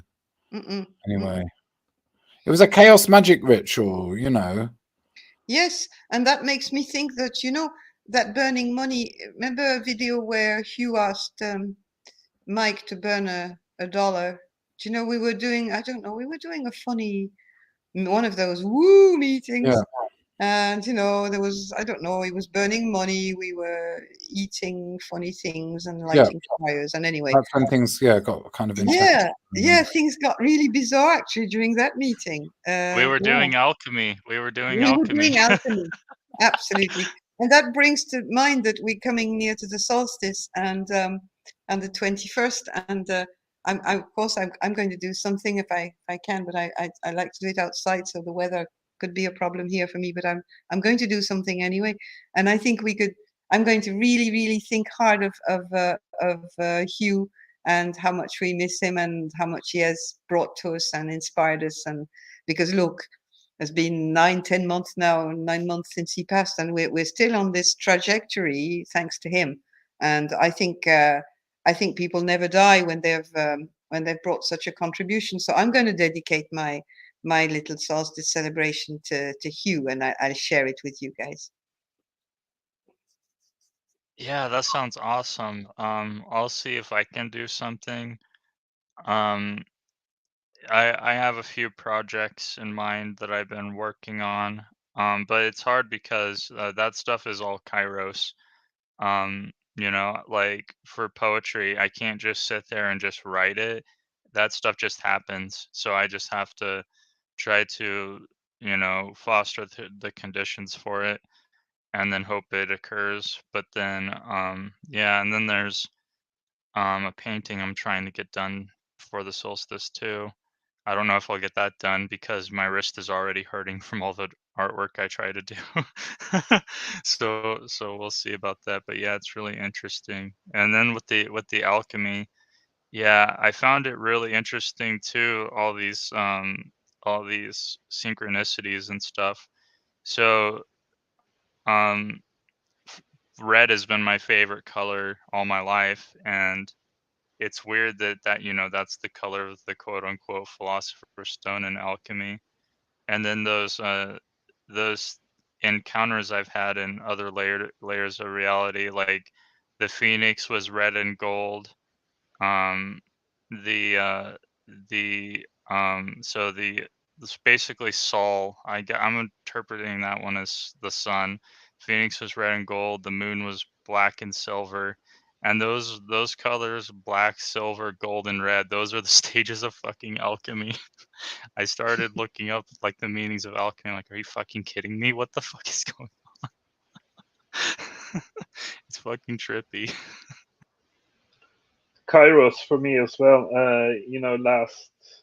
Last winter solstice we had 12 degrees plus, plus 12 degrees here in Greenland, and that was just that's warmer than most days in July. So that was totally crazy. So I won't prepare any kind of, like you said, any artwork or anything. But my pledge would just be to be there on that day, or in that hour when the sun changes, and be the weather that it is. To go there in blizzard or -20 or whatever, and that's kind of that's kind of enough commitment, I think, because yeah, that can mean a lot. Yeah, a lot Oh of weather. yeah, for sure. Yeah, I mean, I'm gonna try to go to my tree at the park on the solstice. I did it last year. The thing is the little projects I'm doing, I want to have them done before I have to go. I'm gonna go anyway. I mean, the last time I went to the tree during the solstice, I kind of froze my ass off. I had all my warm layers on that would keep me warm in a blizzard, but for some reason, when I was doing all of that ritual stuff, I was freezing my ass off. I was cold under my coat. It was really weird. Well, it's on Wednesday, the 21st of December, and so it could be cold or right here as well. So I'm not sure it'll be outside, but I usually like to go on a special beach where I like to be, where there's a special rock and something I like about the place. So, but I will see what happens. But whatever, we could do the same we did last year. We could post our little Mm. videos on the sub and just have a just a nice thought together. There's no need to be a special time really, because that's also a bit more chronos, and we want to do it. But I think there's a build up to the solstice that you don't really need to. You feel that the days are getting so much, well, for us in the northern hemisphere anyway, that the days are getting so much shorter, and that the sun is so low now on the horizon, and it's going to be a rebirth. Suddenly the sun is going to start to get this, it's so much, things are so dark at the moment, and the brightness that's going to come. So I think I'm going to go for a fire again, because that's what I like doing, making fires outside. I just can't help it. I must be some kind of how do you call people who like to light fires? Pyromaniac. Pyro. Yeah. Pyromaniac. I've been like that since I was a kid, so I think I'm going to try to do that unless it's pouring rain. So one way or another, Yeah, I've got some things to burn. what you're saying about darkness totally goes for Greenland as well, of course. Yeah. And this weekend, I think, or the next week will be exactly 25 years since I was in the air for the first time over Greenland on my way to Silicon Valley in America for my IT company. And when we were over Greenland or close to Greenland, I just saw I just saw out. I looked out of the right side window. It was just completely dark. The whole view on the right side of the plane was completely dark when it was light on the left side, and that was simply the what do you call it in English? The dark time of the year, the midnight darkness or midday darkness. So yeah, it just Twilight. it goes totally dark. No, not twilight. It's just dark for 6 months on the North Pole. So you can just see that out of your plane window, like when you came to Greenland, and yeah, it gets really really dark. But definitely a fire for me as well. If I can find something to burn, we don't have any wood up here, so it would be like pizza boxes and stuff, like like always. But it's fun. It's fun to kind of sit down and try to get it going for half an hour or something, and have a camera on it. And DB, I always bring my yoga mat. I don't do any yoga, but I have a yoga mat anyway, so I always bring that so I can have something to sit on. That's good advice for you. I found something that's really good, and Bob knows about it. It's these suits that you wear for divers who go on the dry suits, who go into very cold water. They've got those special special whole body suits that are totally insulating, and I mean they are absolutely amazing because I had one for years in a house where there was no heating, and I lived with that in the winter because it was perfect because I didn't feel cold. It's kind of a space technology, I think, in it. It's kind of metal in them, but anyway. Made by aliens. Yeah, back to square one. But they are absolutely amazing if you want to be sitting for a while. I know some artists who use them when they are in a studio without heating and they don't move much because when you're painting or drawing you can't be moving, so they wear them. I've got a friend of mine who's a painter here, and she's got one like that because her studio is really a fridge. And so it's quite a useful thing, and they're not very expensive. You find them in diving shops, and they last forever. They're really good.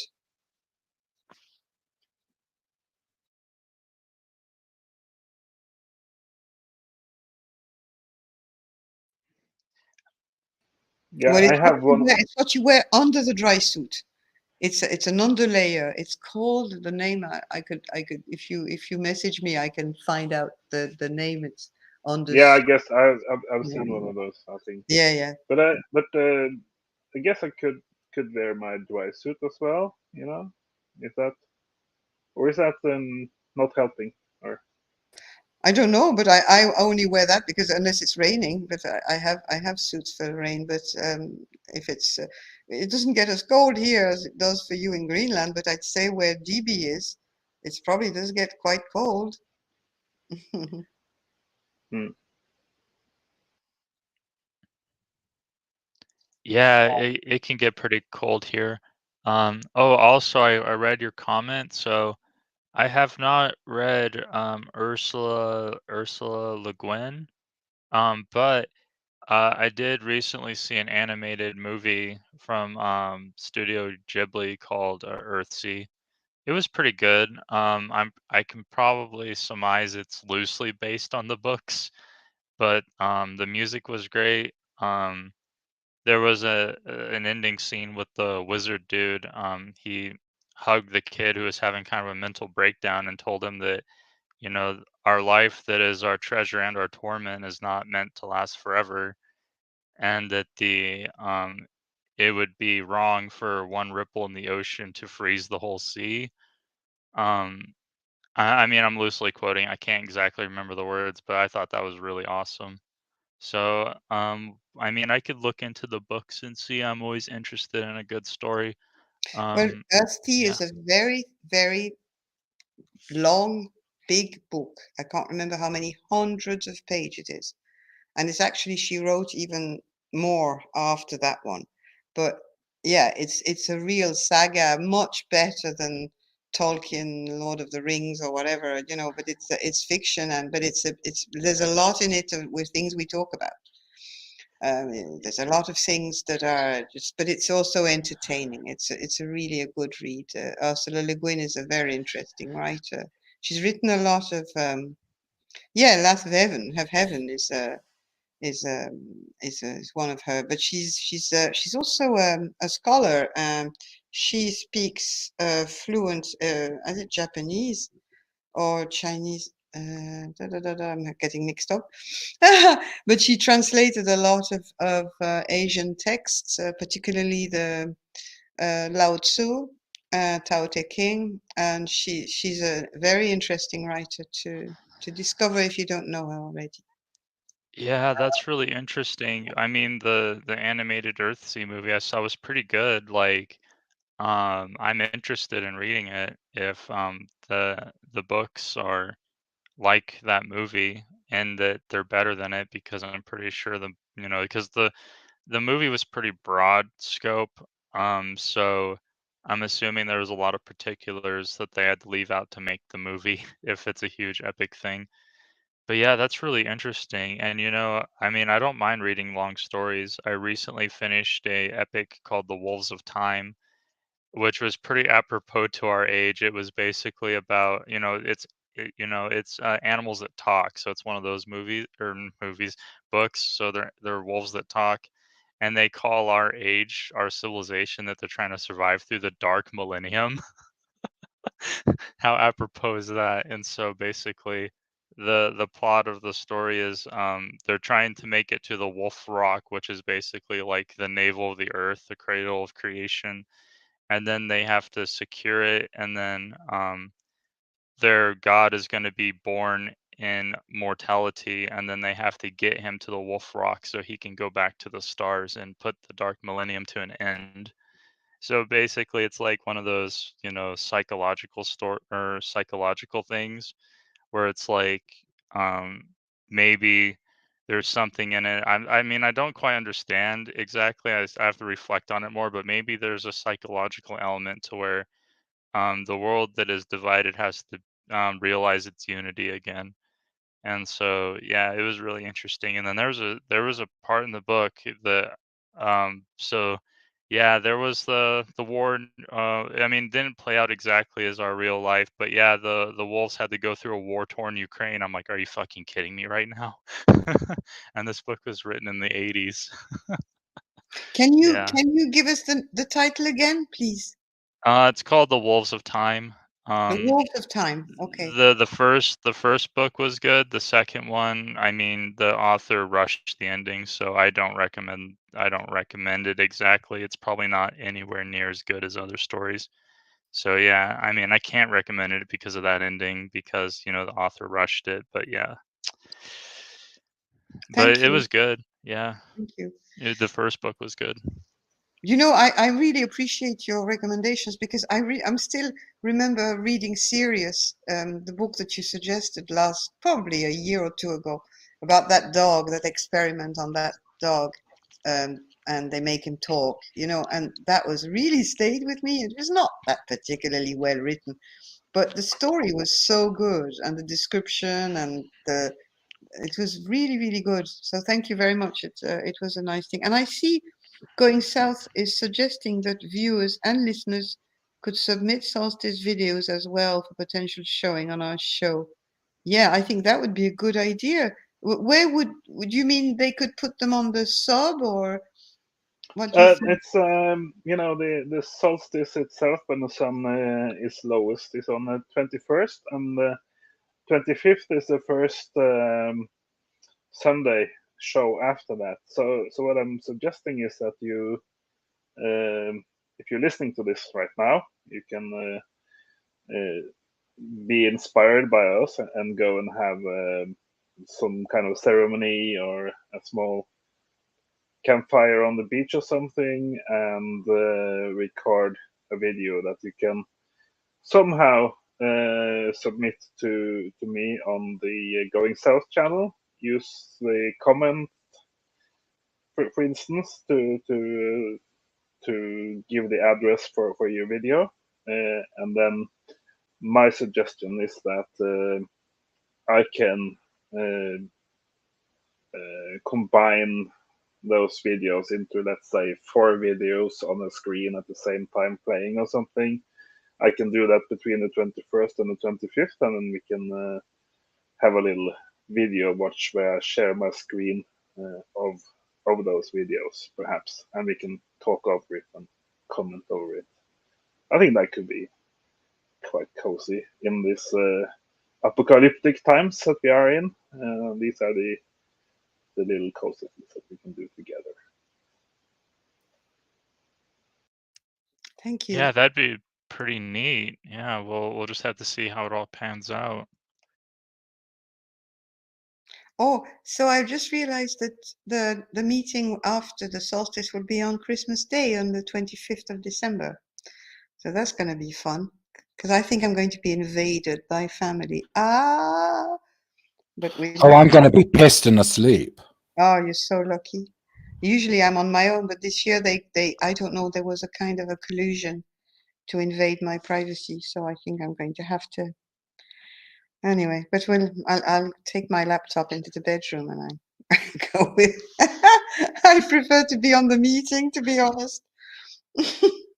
Oh yeah, if it's on Christmas Day, I'll probably not be in the house, so I probably won't be able to show up to the meeting.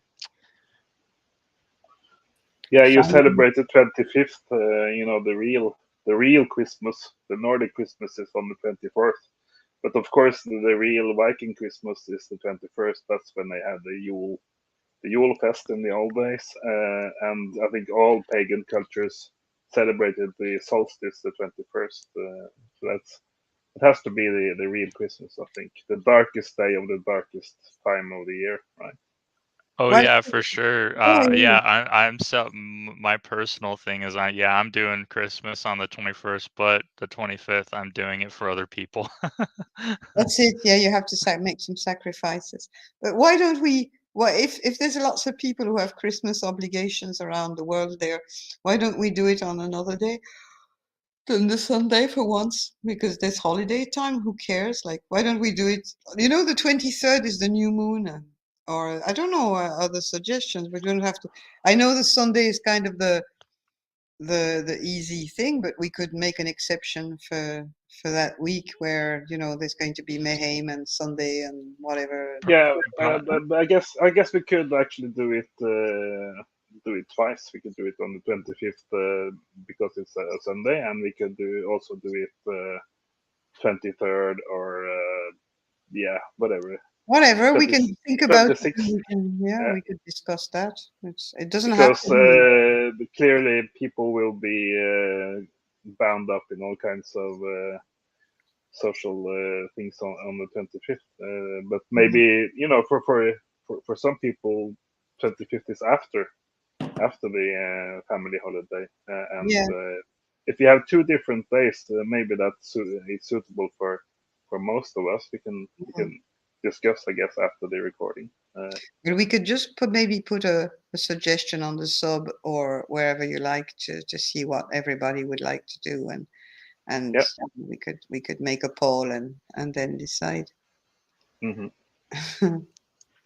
Also, I have to say that for the past 10, 20 years, maybe, in my personal experience, I've always felt that the 21st was the important thing. doing that with a friend or Same two. here. Mm.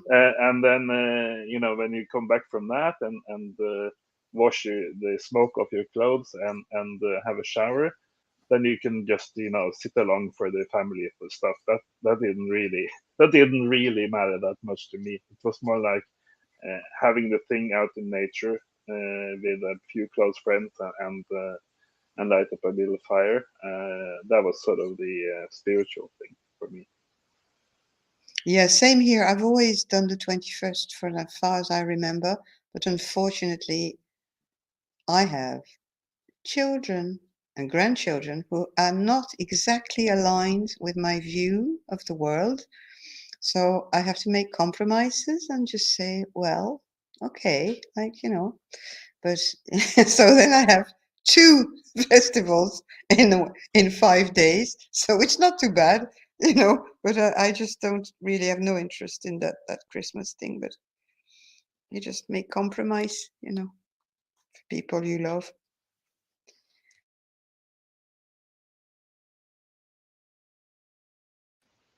Yeah, England leads 3-0 over Senegal. Bob, do you want to comment on that? The Three Lions.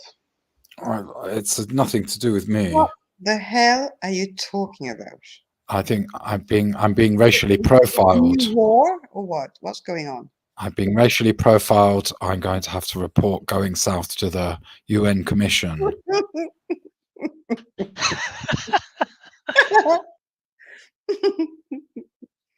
Just because I have a certain accent and happen to be living in a certain city doesn't mean that I have the slightest interest in a bunch of grown men chasing an inflatable rubber bag.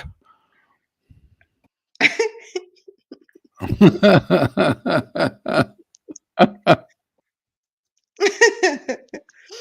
Free can't Palestine. believe that people are still buying this competition thing. It's just completely crazy. Like, I can't understand. The Senegals do good music, though. Oh yeah, that's for sure. I think the football is meant to symbolize the flippening. The way the ball flips when you kick it. Oh, that was Oh, it. Yeah, not it's a really. ritual. A ritual. Well, they The- do say it's a ritual of some sort. Yeah. Oh, that's funny. So in that video, the New Eat one, there was a segment in there where he talked about Cinderella losing her glass slippers, and when that happens, there will be suitors. So those glass slippers are the ice caps of the earth. That's what I'm sure he was meaning by that. So flippening. That's so interesting, and it's a parallel, isn't it, with the membrane of the ovum when all the sperm are around too, isn't it? And it's all circles and flips Oh, and all sorts of things, isn't it? oh, that reminds me. So you know how he did the story of the blind people sleeping, and then the wake one like running the race, and he talked about how the sighted, or no, it was the sighted guy, not the blind one. So the blind one's all sleeping and dreaming, and then the sighted one is like, "Hey guys, get up, we have to race," and then they slowly start getting up, and he starts running, but they're not worried because when they get up, one of them already crosses the finish line in the race. So so for who watched that, does anyone know what he was meaning by that? Yeah. That rings a bell. Yeah, so what he means in that story is the non-sighted dreaming ones, they win the race because they don't have an individual identity. Yes, but because yes, they're in yes, unity. yes. But he also says that they're helping each other. Yeah, they're helping each other. Yeah, because That's they're very all. interesting that they are there to, they're there for that, and that's why the idea of competition is not really well, yeah. Very interesting. Yeah, so that's pretty apropos because yeah, the collapse of the civilization is going to be you know, probably a bottleneck, and so the way those dreaming blind people in that story were acting were pretty much how we're going to have to act if we want to survive. Basically, just constantly pulling each other over as one unit towards the finish line. Yeah. And it's simultaneous in unity. So already, you know, one of us being life surviving this apocalypse has already crossed the finish line. Mm-hmm. Yeah. The apocalypse of how many millions sperm that I just know that there's only one that will, and then he's going to die too anyway. Yeah, but they're all together for the one, and it's a beautiful image. I like his symbolism in that. I was really taken by his talks. That guy Darren Stevenson puts out a lot of stuff now. Sometimes his symbolism is a little bit too much. Like sometimes I don't follow every, you know, there's certain things I don't really, but most of his talks are extremely interesting. And the person himself, this guy is totally unassuming, and he's putting his stuff out there just for no particular reason. He's not even having followers or anything. He's just like rambling on every week and during his walks, but he's got some deep insights. But there's an awful lot of stuff he's put out for years. Yeah, yeah, there's it's that thing Hugh said where there's no market for the truth. There's no market. You don't make money with the truth because, you know, the whole thing about the cult is you're constantly selling things for money, but um I don't feel like you can do that with truths like that. You can't resell stuff like that for profit. So that's one of the telltale signs, you know, somebody's being honest. Yeah, and then he talked about the empty throne in that video, and I thought that was really profound because the whole goal of the Robin Hood is to you know um, not sit in that throne. Real heroes don't sit in that throne, um, and it really struck a chord with me because that reminded me of the experience I had meditating on the Extinctionati symbol. Um, the last line of the song was enthrone the luminous pantheon of consciousness. So in a way, it kind of was a prophecy. A fucking yeah, my mind was blown. I'm like, oh, so that's what that means. Like the bardic voice she sings, and then I don't entirely understand the meaning of it when I first, you know, um, ate it. But yeah, that makes sense. The empty throne is the hopes, dreams, consciousness, futures, pasts of all life on Earth, and maybe in the universe if there are other planets with life. The luminous pantheon of consciousness, which is, you know, all forms and all possibilities.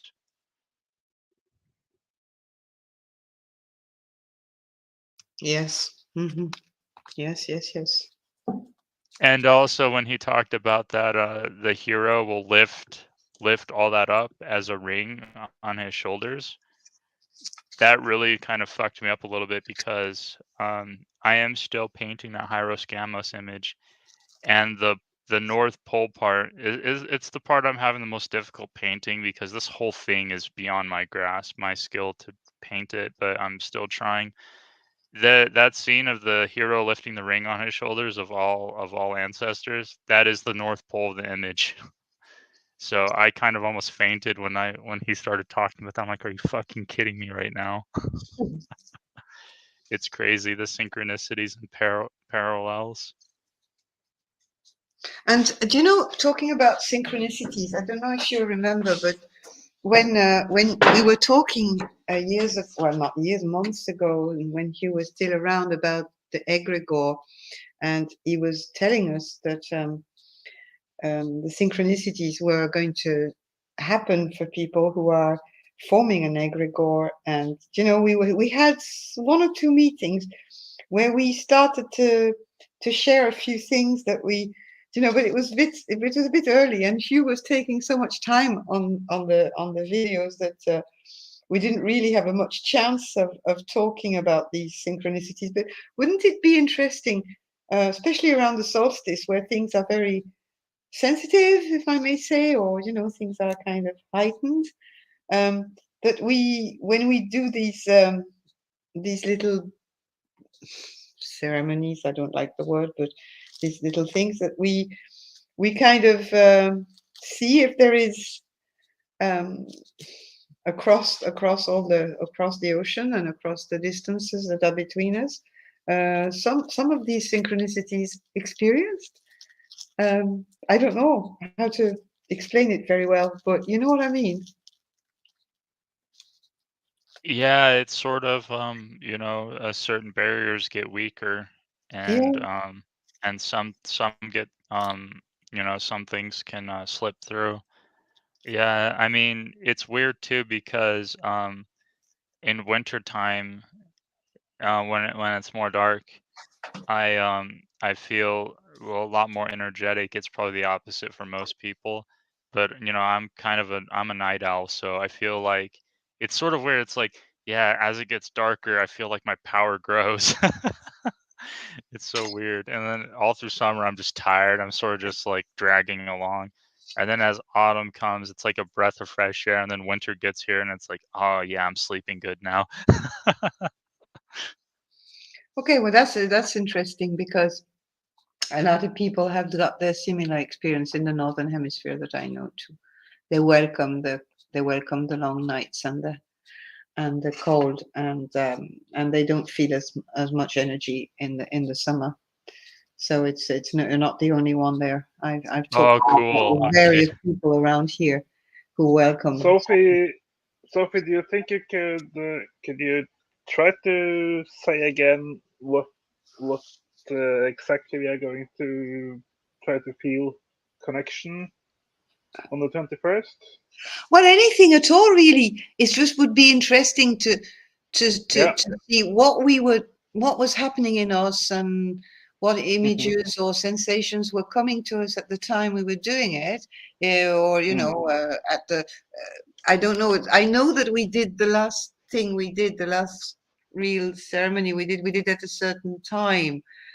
So Hugh was very bent on that certain time, but I don't know if this important or not. I have no idea. I'm not a magician, and I wouldn't even pretend that I know what it's about. But Well, we can reflect on that. We can decide. But that's what I'm thinking, because I've noticed that I've had a few synchronicities with some people of the group in the last 2 or 3 years. Just boom, like bang. And it was well, moments of intense sharing and stuff. So I don't know.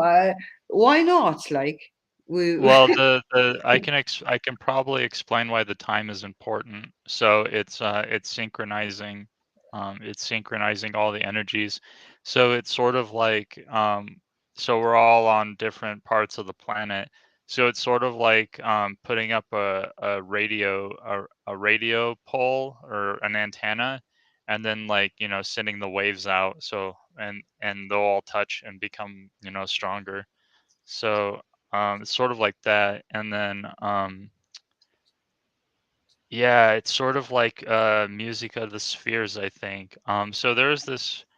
I mean, I think I posted or referenced it, but there's this. I never played it, but I was really interested in the lore, so I looked up some videos on it. So it's this game called Outer Wilds, and at the end, they made all these friends across the universe, and they all sat around a campfire because the current universe is ending. They don't explain exactly how, like Big Crunch, Big Bang, or whatever. The current universe is ending. So what they're doing is they're around the campfire. They're all playing an instrument, like a harmonica, mandolin, and stuff, and drums. And one of the guys is whistling. And what they're doing is they're weaving a universe into being with their music. And I thought that was really you know, really powerful imagery and a really powerful scene because in a way, I think that's what's going on with the synchronizing the time is um, putting all that energy together to weave a new universe into being, so to speak. More of a Yeah, that's very cool. yeah, Yeah, so that's probably what's going on, because the universe, or the perspective of the civilization is a universe itself.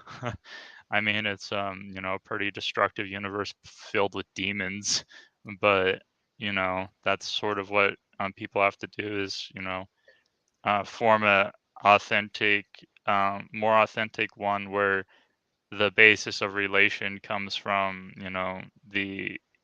the union, the natural union of what's actually going on, as opposed to divisions and buying and selling and propagating shit endlessly. Yeah, DB fact from Sophie here. Solstice is on the 21st at 21:48 UTC. That's very, very dark, very, very late, and probably very, very cold. So is that something everybody is going to do? Because if everyone's not going to do it, I would maybe do it in daylight, if there is any daylight. Well, do you have any daylight in December? Yeah, we're not in the North Pole. We like. Oh yeah, you're in Greenland. Of course, you get a little Greenland. bit of light. Of course. But I was before we settle on that. I was thinking about if we're sitting around the planet like that on the same in the same instance. Yeah. And we expanded our cult or tribe to, let's say, thousands of people. If everyone jumped up at the exact same time, do you think we could cause They make the earth flip. Yeah, is that possible? I don't know, but we could do it indoors anyway if it's too hard. But at the same, it's not too late to indoors. 21:48 p.m. for you, and for some people. Okay, then I will suggest. I suggest that people do their outside stuff with fires and stuff, because it's much safer than lighting a fire in your room or in your living room, right? So people do their outdoor ceremony whenever it suits them, and then we just bring those videos together on this platform on Jitsi afterwards, right? Yeah. And then we can do the exact time 21:48 thing indoors or wherever we are, a more comfortable temperature, and then we can feel for, try and feel for some connection of synchronicity. Is that a good idea, or should we try to do everything outdoors?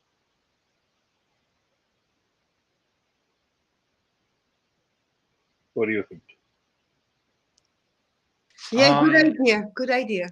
Yeah, I think that's good. Yeah, I'm gonna definitely be out there for the I looked up the time, that time locally for me. Last year was better. It was early in the morning, so there wasn't people at the park. I'm always fearful of a cop, because whenever I go out there and I start doing something, people interrupt me all the time. Fucking nosy strangers come over. So I'm gonna have to be really careful and I might have to find a different spot in the park away from people, because everyone, like a random stranger, will come up. I'll be in the moment, and then boom, the cop will appear, and it's like, fuck.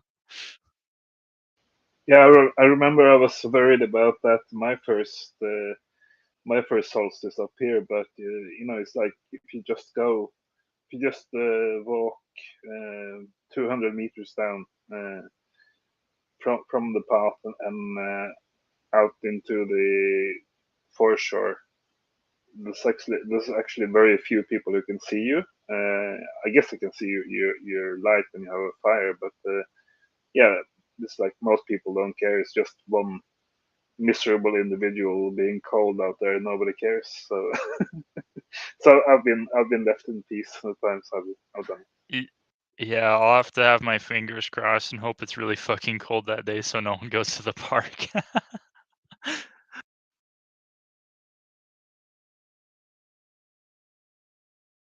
And what about London? London, are you there? Yeah. I don't plan that far ahead. I can't digest any of this. Oh, it's what is it today? It's only in 7 can you make Can you make a fire in the Millennium Wheel? Is that possible for you? Yeah, no, you've got to be mad. I'm not walking there. I refuse to engage with central London anymore. I can't go on the tube even in the outdoor bits. So no, I'll make a fire in my back garden. Which is a good place to be, really. You know, it's as good as anything, and you've got a bit of earth, and you've got a few trees and plants.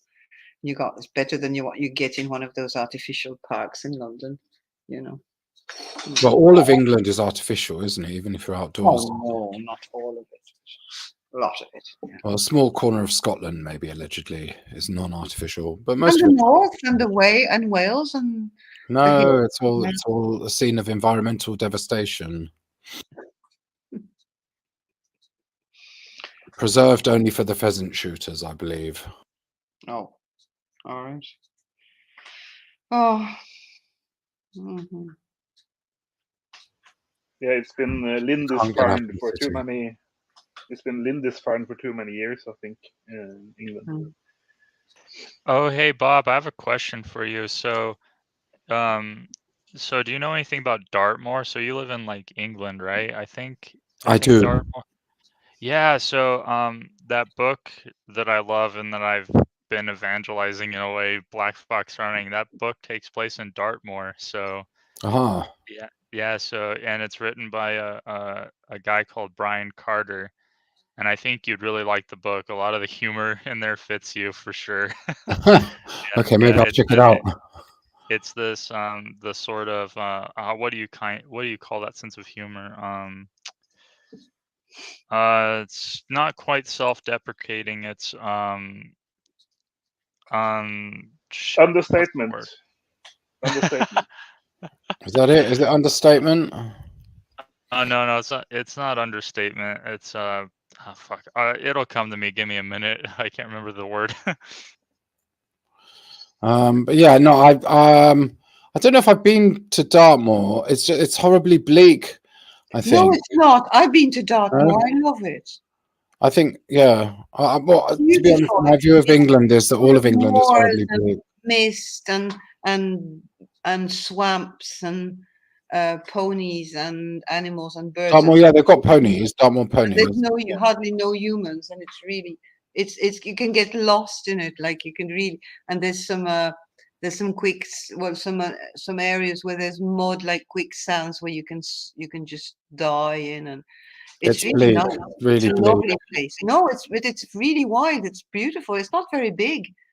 It's in the south there. It's not far from Devon. There's nothing. It's not. Yeah, it's not far from sort of Exeter, is it? Yeah, but it's really nice. And Dartmoor is not spoiled because it's protected and it's got at least no, hardly. There's no buildings. There's nothing. No farming. No, but because it's swamps. Sardonic. Sardonic. That's the word. That's a good word. Sardonic. Yeah, that's the sense of a lot of the sense of humor in there. But yeah, I think you'll like it. It's about it's a talking animal story, but I've linked passages or I've cited passages in that book, and a lot of it is like that. It's really good. It's basically about a fox and fox hunters. Yeah, and then I don't know. Is that like story. I found like White Fang a bit harrowing. I think it's the only books I read with talking or with the animals. I love White Fang. Yeah, that's a good one too. I mean, it's not quite as harrowing as White Fang, but it does have White Fang-esque moments in there. Yeah. Oh, and Black Beauty, that was another from the point of view of the animal, anyway. And I don't know why I find those very difficult. Those books. And Watership Down. Brutal. Oh, I couldn't read Watership Down. No. Oh, I found it very difficult. No, for some reason, the perspective of the animals I find gut wrenching. That's yeah. For sure. Yeah, Watership Down is great. I mean, I love both Richard Adams' books, Plague Dogs and Watership Down. Though I've only read Plague Dogs once because that book will fuck you up.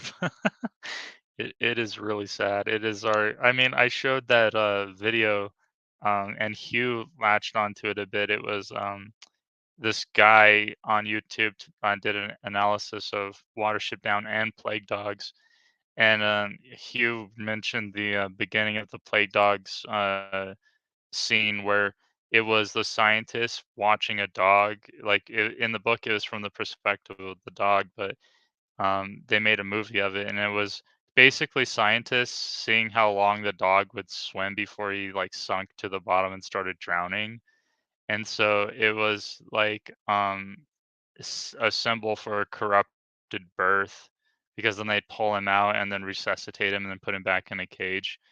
And we mentioned briefly in that meeting that's sort of like what they do to, you know, all of us in civilization, is they make our birth corrupted, our birth of identity and all of that. They corrupt it, and then we turn into a kind of, you know, mad animal that's self-destructive. And then the dog behaves that way all the way throughout the book, completely traumatized and self-destructive.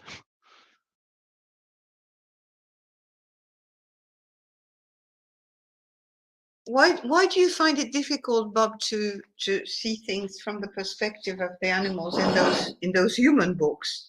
Because of course there's a certain level of the brutality of the humans is unbearable. Like the animals' experience of brutality is even more horrific for some reason than the humans' experience of human brutality. I'd rather read about Auschwitz, which I wouldn't particularly, but yeah, no, it's just too something about it. It makes me hate humans.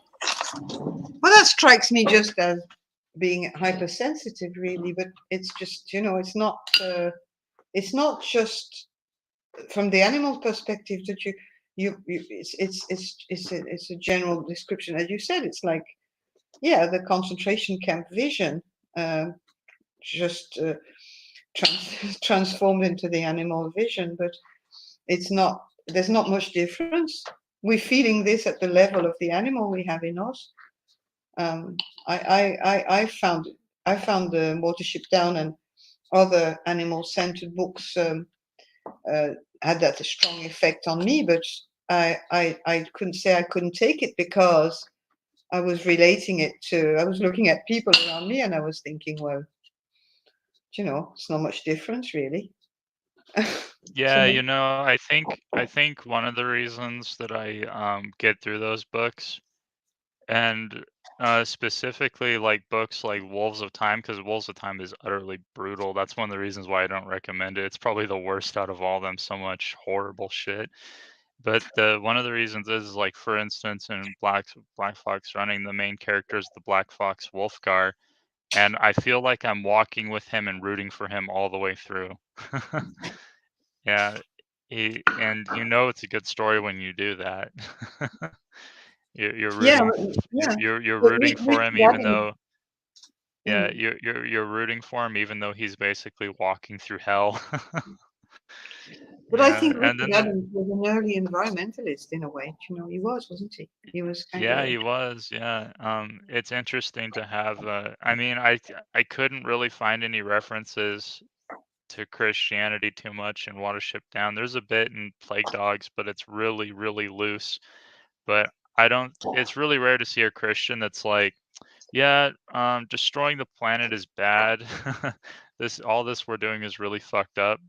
And that's a perspective I appreciate, is like someone's like, yeah, I'm a Christian, but not in the ways you think, and this whole thing is totally misguided and psychopathic. So I found that really interesting. And it reminds me, you know, everything we're doing, and what you said, that you have this new craze called ESG and sustainability, and I'm getting so, yeah, I'm getting so tired and frustrated of having, um, you know, the World Economic Forum and the COPs and the UN and the new banking financing systems. Everyone is trying to get us over to this great plan for saving the sustainability of the planet. So I'm kind of trying to suggest that we have that as some kind of topic, or touch it in future shows and episodes,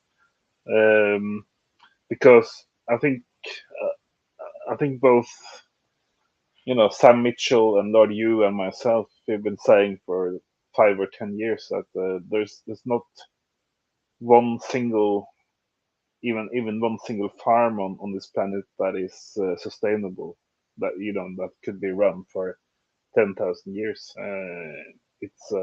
It's all unsustainable, and this new ESG score based surveillance state that they will force down our throats will also be unsustainable. So I just feel that is kind of an important thing that we should look into. Yeah, they're not doing the whole cost accounting. I'm pretty sure if they stopped using the bullshit economics and actually measured, the health, which is all that matters, so the health of the landscape and our psychology and the integrity of all the other organisms in the ecology. If we were doing a whole cost measuring of the damage, I could pretty much guarantee every fucking machine on this planet is unsustainable, no matter what people think. So in a way, it's like, if we were sustainable, we wouldn't have computers. I'm sorry, just got to deal with that. I'm pretty sure if you even, because you measure the economic production of these things, the mining, the wage slavery, the chopping down forests and building factories, and then putting pavement down is murdering the ground. It's murdering the microbiology going on down there. So it's like, if you guys don't measure the shit in terms of its effect on life, you're missing the whole fucking point.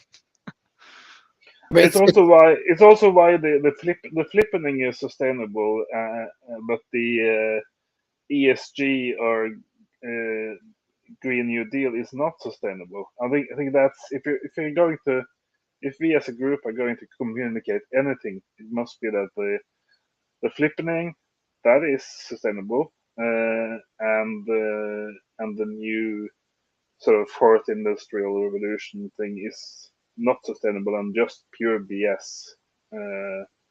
That's my summary anyway. Not very well formulated, but we can work on that. Yeah, but you're talking on a computer, right? So how can you be saying that? You're saying you're using the internet. So how can you be saying that? Well, Bob, you just want to kill people, so shut the fuck up. Yeah, I'm an eco-fascist, though. So that's all right. Yeah, eco-fascism. So we're gonna dye. We're gonna dye Hitler's mustache green. Well, exactly. That's my ambition. The Green New Deal is to have a green Hitler moustache. And the Svastika in green too. Yeah, exactly that would right. be a great symbol, wouldn't it? So is this a good time to end it before everybody starts fighting? I thought the fascists always are working together. GS. Like the anarchists. True fascists. We are true fascists. We will collaborate with each other to attain the goal of a human race consisting of only 12 other human beings on the planet, all of whom will be vegan, sandal wearing, whatever. We're going to knit our own jumpers. Stop. Can you do the silence thing, Bob, before I turn this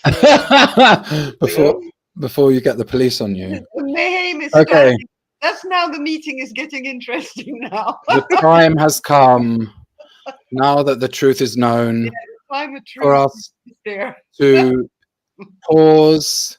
We're going to pause in silent reflection. We're going to get everything that has happened here and just throw it away or let it pour away and flow into the distance of the past. We will not hang on to our eco-fascist tendencies and our anti-civilization fanaticism any longer. This meeting is over, and we are going to reflect for a moment of silence.